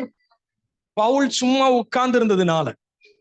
பவுல், உங்களுக்கு நான் சொல்ற செய்தி புரியல நினைக்கிறேன். நல்ல பாம்பை விட விஷம் கூட்டினது விரியன் பாம்பு. விரியன் பாம்புல நிறைய வகை இருக்குது. நல்ல பாம்பு கடித்தா கூட 1-2 மணி நேரங்கள் கொஞ்சம் ஹாஸ்பிட்டலுக்கு போய் அதற்கேற்ற மருந்து எடுத்தா தப்பிச்சுக்கலாம். ஆனா விரியன் பாம்புல எந்த வகை விரியன் பாம்பு கடிச்சாலும் சில நிமிடங்கள் தான் அதுக்கு மருந்து எடுப்பதற்கான நேரம், இல்லைன்னா ஆள் காலி. இப்ப இந்த பவுல் இந்த இடத்துல உட்கார்ந்து இருந்ததுக்கு ஒரே ஒரு காரணம். என்ன காரணம் தெரியுமா? முந்தின அதிகாரத்துல 24வது வசனத்தை வாசிக்கலாம். பவுலே, பயப்படாதே, நீ ராயனுக்கு முன்பாக. இது எப்போனா கப்பல்ல பிரயாணம் பண்ணும் போது இந்த பவுலுக்கு ஒரு வாக்குத்தத்தத்தை ஆண்டவர் கொடுத்தா. அல்லேலூயா. என்ன வார்த்தைனா, நீ ராயனுக்கு முன்னாடி நிக்கணும்.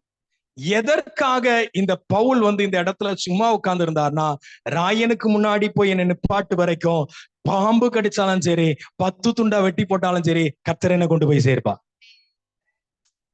செய்தி புரியல.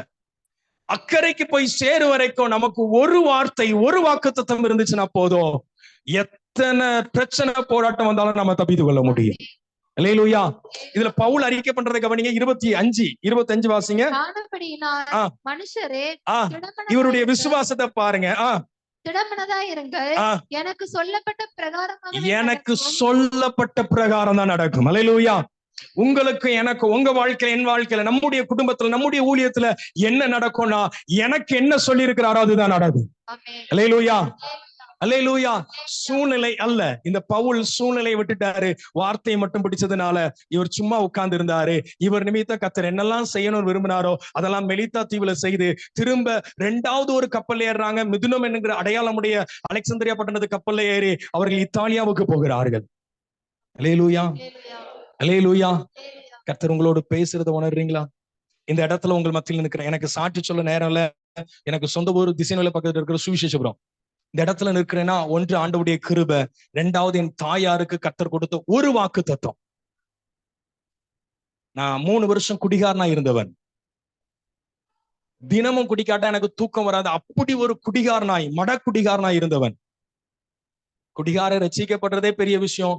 ரட்சிக்கப்படுறதையும் தாண்டி இன்னைக்கு நான் முழு நேர ஊழியத்தில் இருக்கிறேன்னா, என் தாயாருக்கு நான் குடியில இருக்கும் பொழுது, என் தாயார் ஜெபிக்கும் போது என் ஆண்டவர் சொன்ன ஒரு வாக்கு தத்துவம் என்னை ஊழியக்காரனாய் மாற்றிட்டு இன்னைக்கு ஊழியத்துல ஓட வைக்குது. அல்லேலூயா. எனக்கு ஆண்டவர் 1000 வாக்கு தத்தங்களை கொடுத்திருந்தாலும் ஒரு வார்த்தை போதும் எனக்கு ஜெயம் எடுப்பதற்கு. இன்னைக்கு டெய்லி ஒரு வாக்கு தத்துவம், மாதத்துக்கு ஒரு வாக்கு தத்துவம் சொல்லி நிறைய வாக்கு தத்தங்களை கேட்டதுனால ஒரு வாக்கு தத்துவத்துக்கு ஒரு நாள் சொல்லி தூர தூக்கி வச்சிடறோம். இது நேரத்தோட முடிஞ்சு, இது போன வருஷத்தோட முடிஞ்சு. இல்ல, இப்ப ஆண்டவர் சிலருக்கு சொல்லுகிறா, நீங்க ரட்சிக்கப்பட்ட புதிதுல உங்களுக்கு கொடுத்த வாக்கு தத்தத்துல இன்னைக்கும் ஜீவன் இருக்குது. நீங்க வார்த்தையை பார்த்தா, சூழ்நிலை அல்ல, வார்த்தையை பார்ப்பீர்கள் என்று சொன்னா அந்த வார்த்தையில் உள்ள ஜீவன் உங்களை சரியாய் வழி நடத்தும். அல்லேலூயா. அல்லேலூயா. சரி, நான் இப்ப செய்தியை முடிச்சுட்டேன். நான் ஒரு வார்த்தையை, எனக்கு ஆவியானவர் தெளிவாய் ஒரு வாரமாய் என்னை நடத்தி கொண்டு ஒரு வார்த்தையை நான் சொல்லி அப்படி நான் உங்களை ஜெபத்தில் நடத்த விரும்புகிறேன். ஒரே ஒரு வசனத்தை வாசிக்கலாம். எனக்கு ஆவியானவர் இப்ப செய்தியை முடிச்சுட்டேன். நான் செய்தியை தாண்டி ஒரு வார்த்தை, எனக்கு ஒரு வாரமா ஆவியானவர் என்னோடு பேசி கொண்டிருந்த ஒரு வார்த்தையை நான் சொல்லி அப்படி நான் ஜெபத்துல நடத்த விரும்புகிறேன். சீக்கிரமா நான் முடிச்சிடறேன். நான் அதிக நேரம் உங்களை எடுத்துக்கொள்ள போகிறது இல்ல. என்னாகமம் 10வது அதிகாரம் திருப்பி கொள்ளுங்க. என்னாகமம் 10வது அதிகாரம், என்னாகமம் 10வது அதிகாரம் 29வது வசனத்தை எடுத்தவங்க சத்தமா வாசிங்க. மோசே தன் மகனாகிய ரெகுவேல் என்னும் மீதியானுடைய குமாரனான ஓபாவை நோக்கி உங்களுக்கு தருவேன் என்று இவர்கள் வனாந்தரத்துல பிரயாணப்படும் பொழுது தன்னுடைய மாமனாகிய ஓபாவை நோக்கி மோசே சொல்லுகிறார், உங்களுக்கு தருவேன் என்று சொல்லி கர்த்தர் சொன்ன இடத்துக்கு, கர்த்தர் சொன்ன ஸ்தலத்துக்கு நாங்கள் பிரயாணப்பட்டு போகிறோம். நீயும் என்னோடு கூட வா, உனக்கு நன்மை செய்வோம். கர்த்தர் இஸ்ரவேலுக்கு நல்ல வாக்குத்தத்தம் பண்ணி இருக்கிறார். நான் உங்களுக்கு சொல்லுகிறேன், எனக்கு ஆவியானவர் தெளிவாய் சொல்லி அனுப்புனதுனால நான் உங்களுக்கு தெளிவாய் சொல்லுகிறேன். இந்த ஊழியத்தை குறித்து கர்த்தர் நல்ல வாக்குத்தத்தம் பண்ணி இருக்கிறார். இந்த ஊழியத்துல யார் யார் இணைந்து இருக்கிறீங்க, இணைந்து கொள்ள போறீங்க என்பது எனக்கு தெரியல. நல்ல வாக்குத்தத்தத்தை கர்த்தர் பண்ணி இருக்கிறார். இப்ப என்ன சொல்லுகிறார்னா, ஓபா யார் என்று சொன்னா மீதியானு. இந்த மீதியான குறித்து என்னாகும் 25-26 நீங்க வாசித்து பாத்தீங்கன்னா, மீதியானரை வெட்டி போடுங்கள் சொல்லப்பட்டிருக்குது. அப்படி சபிக்கப்பட்ட ஆண்டவருடைய பிள்ளைகளை பாவத்துக்குள்ள வழி நடத்தின மீதியானாகிய ஓபாவை நோக்கி மோசே சொல்லுகிறார், நான் உங்களுக்கு என்ன செய்வோம்? நன்மை செய்வோம். ஏன்னா கர்த்தர் நல்ல வாக்குத்தத்தம் பண்ணி இருக்கிறார். கர்த்தர் நல்ல வாக்குத்தத்தம் பண்ணி இருக்கிறார். அதுக்கு என்ன 32வது வசனத்தை மட்டும் வாசிங்க, நம்ம ஜெபிக்கலாம். நீ எங்களோட கூட வந்தால் கர்த்தர் எங்களுக்கு செய்தருளும் நன்மையின்படியே, கர்த்தர் எங்களுக்கு செய்யும் நன்மையின்படியே உனக்கும் நன்மை செய்வோம். நாங்க கர்த்தர் தர்றத பங்கு போடுவோம்னு சொல்லல, கர்த்தர் என்ன செய்யறாரோ அதை உங்களுக்கு தருவோம். அல்லேலூயா, அல்லேலூயா. எனக்கு இந்த ஊழியத்தை குறிச்சு ரொம்ப தெரியாது. நான் அண்ணனை 2-3 தடவை பார்த்துருக்கிறேன். 2 தடவை தான் பார்த்துருக்கிறேன். திண்டுக்கல்ல பார்த்துருக்கிறேன், இப்ப இன்னைக்கு பார்த்துருக்கிறேன். நான் இந்த ஊழியத்தை குறித்து எனக்கு ஆவியானவர் தெளிவாய் நடத்தின. இன்னைக்கு கூட மனிஷ் பிரதர் ஷேர் பண்ணும்போதுதான் இந்த ஊழியத்துல என்னென்ன ஊழியம் நடக்கு என்பதை ஓரளவு அறிந்து கொண்டேன். அப்போ எனக்கு இந்த ஊழியத்தை குறித்து 1 வாரத்திற்கு மேல ஆண்டவர் பேசின வார்த்தை, நல்ல தரிசனம் இந்த ஊழியத்திற்கு உண்டு. சொல்லுங்களா ஆமென். நல்ல வாக்குத்தத்தம் இந்த இடத்துல உண்டு. இந்த வாக்குத்தத்தங்கள் நம்ம வாழ்க்கையில நமக்கும் பூரணமாய் உண்டு என்று சொல்லி கர்த்தர் சொல்கிறார். யாருக்குன்னா, இணைந்து கொள்ளுகிறவர்களுக்கு. மீதியானா இருக்கலாம், நீங்கள் இணைந்து கொண்டா இஸ்ரவேலுக்குரிய நன்மை உங்களுக்கும் உண்டு. இஸ்ரவேலுக்குரிய வாக்குத்தத்தம் உங்களுக்கும் உண்டு. நீங்க புதிதாய் வந்தவர்களா இருக்கலாம். நல்ல தரிசனத்தோடு கூட இந்த ஊழியத்துல கர்த்தர் நடத்துகிறார். நான் நம்புகிறேன் இந்த ஊழியத்தை கர்த்தர் நாம் இணைந்து கொள்ளுகிறதற்கு ஏற்றார் போல நமக்கும் அவர் நன்மை செய்வார். அதான் வசனம் சொல்லுகிறது, தீர்க்க தரிசியை ஏற்றுக்கொள்கிறவன் தீர்க்கதரிசிக்குள்ள நன்மை அவனுக்கு உண்டு. அல்லேலூயா. அப்படி இருக்கிற இடத்துல எழுந்து கொள்ளலாம். நான் அப்படி கேட்ட வார்த்தைக்கு நேரம் நான் அப்படி உங்களை நடத்தி அண்ணன் கையில கொடுக்க விரும்புகிறேன். ஆண்டவர் நம்மோடு கூட பேசினார். ஆவியானவர் நம்மோடு கூட தெளிவாய் பேசி கொண்டு இருக்கிறார். எல்லாரும் கண்களை மூடுவோம். எல்லாரும் தெய்வ சமூகத்துல கண்களை மூடி தேங்க்யூ ஃபாதர். அக்கறைக்கு போவோம் வாருங்கள். நல்ல தரிசனத்தோடு கூட ஆரம்பிக்கப்பட்ட அநேகருடைய ஓட்டங்கள் இன்னைக்கு தடுமாட்டத்தின் பின்னணியத்துல நீங்க வந்து இருக்கலாம். சந்தோஷமாய் ஆரம்பித்த குடும்ப வாழ்க்கை சில வேலைகளை தடுமாற்றமாய் இருக்கலாம். நல்ல ஒரு எதிர்பார்ப்போடு கூட ஆரம்பித்த தொழில், வேலை, படிப்பு இன்னைக்கு தடுமாற்றத்துல இருக்கலாம். சகோதரி சகோதரியே, கையை கட்ட வேண்டாம். நாம் தேவனுக்கு அடிமைகள் அல்ல, தேவனுடைய பிள்ளைகள். பைபிள் எல்லாம் கீழே வச்சிருங்க. கொஞ்ச நேரம் விடுதலையோடு கூட தெய்வ சமூகத்துல. தேங்க்யூ ஃபாதர், தேங்க்யூ லார்ட், உமக்கு நன்றி. கர்த்தரை முன்னாடி வச்சா தடுமாற்றங்கள் வராது. எவ்வளவு போராட்டங்கள் வந்தாலும் சரி, எவ்வளவு நெருக்கங்கள் வந்தாலும் சரி, எவ்வளவு பாடுகள் வந்தாலும் சரி, நம்முடைய வாழ்க்கையில ஒரு நாளும் தடுமாற்றங்கள் வராது. இஸ்ரவேலுக்கு கர்த்தர் நல்ல வாக்குத்தத்தம் பண்ணினதை போல உங்களுக்கு எனக்கு கர்த்தர் நல்ல தரிசனத்தை கொடுத்திருக்கிறார். நல்லதொரு அழைப்பை கர்த்தர் கொடுத்திருக்கிறார். அழைத்தவர் முன்னே செல்லட்டும். அழைத்த ஆண்டவர் நமக்கு முன்னே சொல்லட்டும். ஒரு விஷயம் எல்லாரும் வாய்களை தரணும். ஆண்டவரே, எனக்கு முன்னாடி நீங்க போங்க. ஆண்டவரே, என்னுடைய குடும்ப வாழ்க்கையில, என்னுடைய ஆவிக்குரிய ஜீவியத்துல, கத்த தந்திருக்கிற படிப்புல, கத்த தந்திருக்கிற வேலை, கத்த தந்திருக்கிற பிள்ளைகளின் காரியத்துல நீங்க முன்னாடி போங்க. ஆண்டவரே, தாவீது சொல்லுகிறார், கர்த்தரை எப்பொழுதும் எனக்கு முன்பாக வைத்திருக்கிறேன். அவர் என்னுடைய வலது வாரிசத்தில் இருக்கிறபடியால் நான் அசைக்கப்படுவதில்லை. இந்த இடத்துல சிலர் பயத்தோடு கலக்கத்தோடு வந்து இருக்கிறீங்க. ஆவியானவர் சொல்லுகிற வார்த்தையை நான் உங்களுக்கு சொல்லுகிறேன். நீங்க பயத்தோடு கலக்கத்தோடு கூட தடுமாற்றத்தோடு கூட வந்திருக்கலாம். எதிர்காலத்தை குறித்து ஒரு பெரிய கேள்வியோடு கூட வந்திருக்கலாம். உபாகமம் 31:8 பயந்து போய் கலங்கி கொண்டிருந்த யோசுவாவை பார்த்து உபாகமம் 31:8 மோசேயை கொண்டு கர்த்தர் சொன்னார், கர்த்தர் தாமே உனக்கு முன்பாக போகிறவர், அவர் உன்னோட கூட இருப்பார், அவர் உன்னை விட்டு விலகுவதும் இல்லை, அவர் உன்னை கைவிடுவதும் இல்லை, நீ பயப்படவும் கலங்கவும் வேண்டாம் என்று சொன்ன வார்த்தையின்படி நீங்க கலங்கி வந்திருக்கலாம், பயந்து வந்திருக்கலாம். நீங்க ஆண்டவருடைய சமூகத்துல நீங்கள் அர்ப்பணிக்கிறபடினால் அவர் சொல்லுகிறார், அவர் நமக்கு முன்னே போவார். நம்முடைய பிரயாணங்கள் அவர் முன்னே போவார். நம்முடைய பிரயாசங்கள் அவர் முன்னே போவார். நம்முடைய ஆவிக்குரிய ஜீவியத்தில் அவர் முன்னே போவார். அவர் நம்மோடு கூட இருப்பார். அவருடைய கரம் நம்மை விட்டு விலகாது. அவருடைய கரம் நம்மை நடத்தும். Thank you, Father. தாவீதை பார்த்து ஆண்டவர் சொன்னார், முசுக்கட்டை செடிகளின் இரைச்சலை கேட்கும் பொழுது நீ எழும்பிப்போ, ஏன் என்று சொன்னா கர்த்தர் உனக்கு முன்பாக புறப்பட்டிருப்பார். இன்னைக்கு சிலருடைய செவிகள்ல அந்த இரைச்சலின் சத்தம் துணிக்கிறது.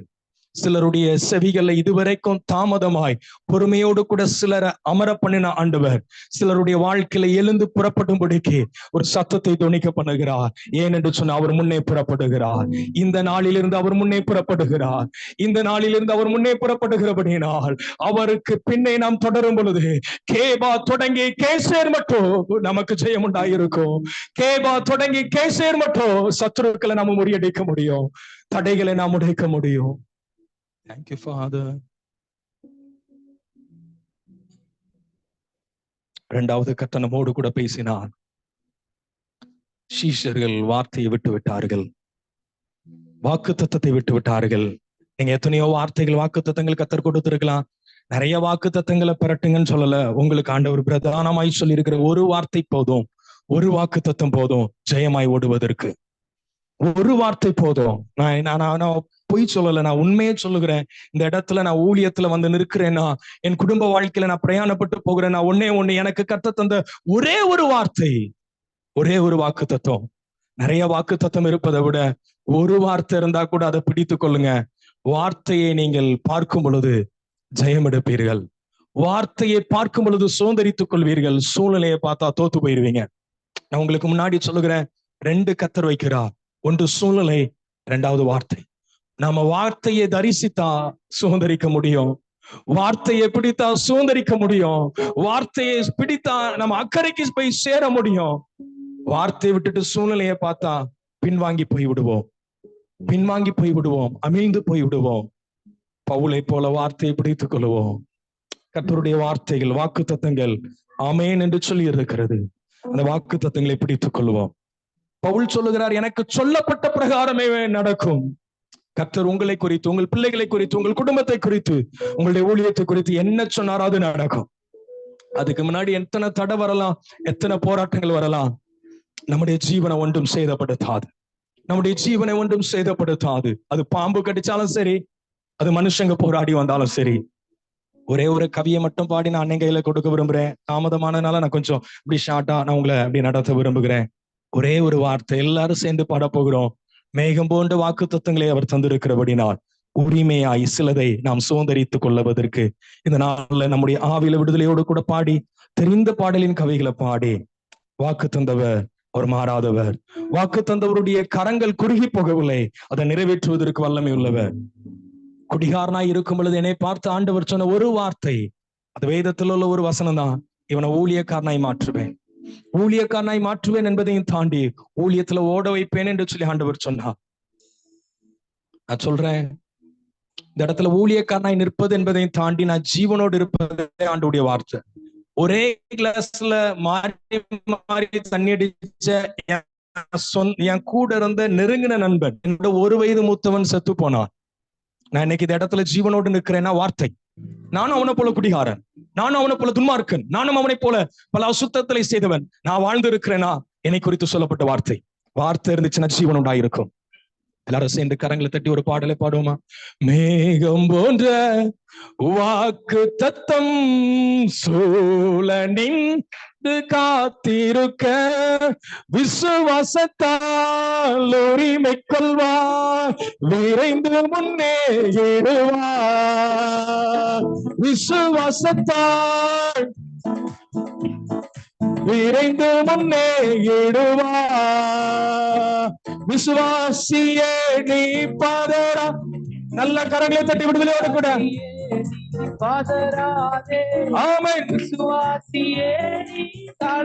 இன்னைக்கு பயத்தோடு வந்திருக்கலாம், கலங்கி போன நிலைமையில வந்திருக்கலாம். வார்த்தையை பிடித்துக் கொள்வோமே ஆனால் சுதந்திரித்துக் கொள்ளத்தக்கதா. எஸ்,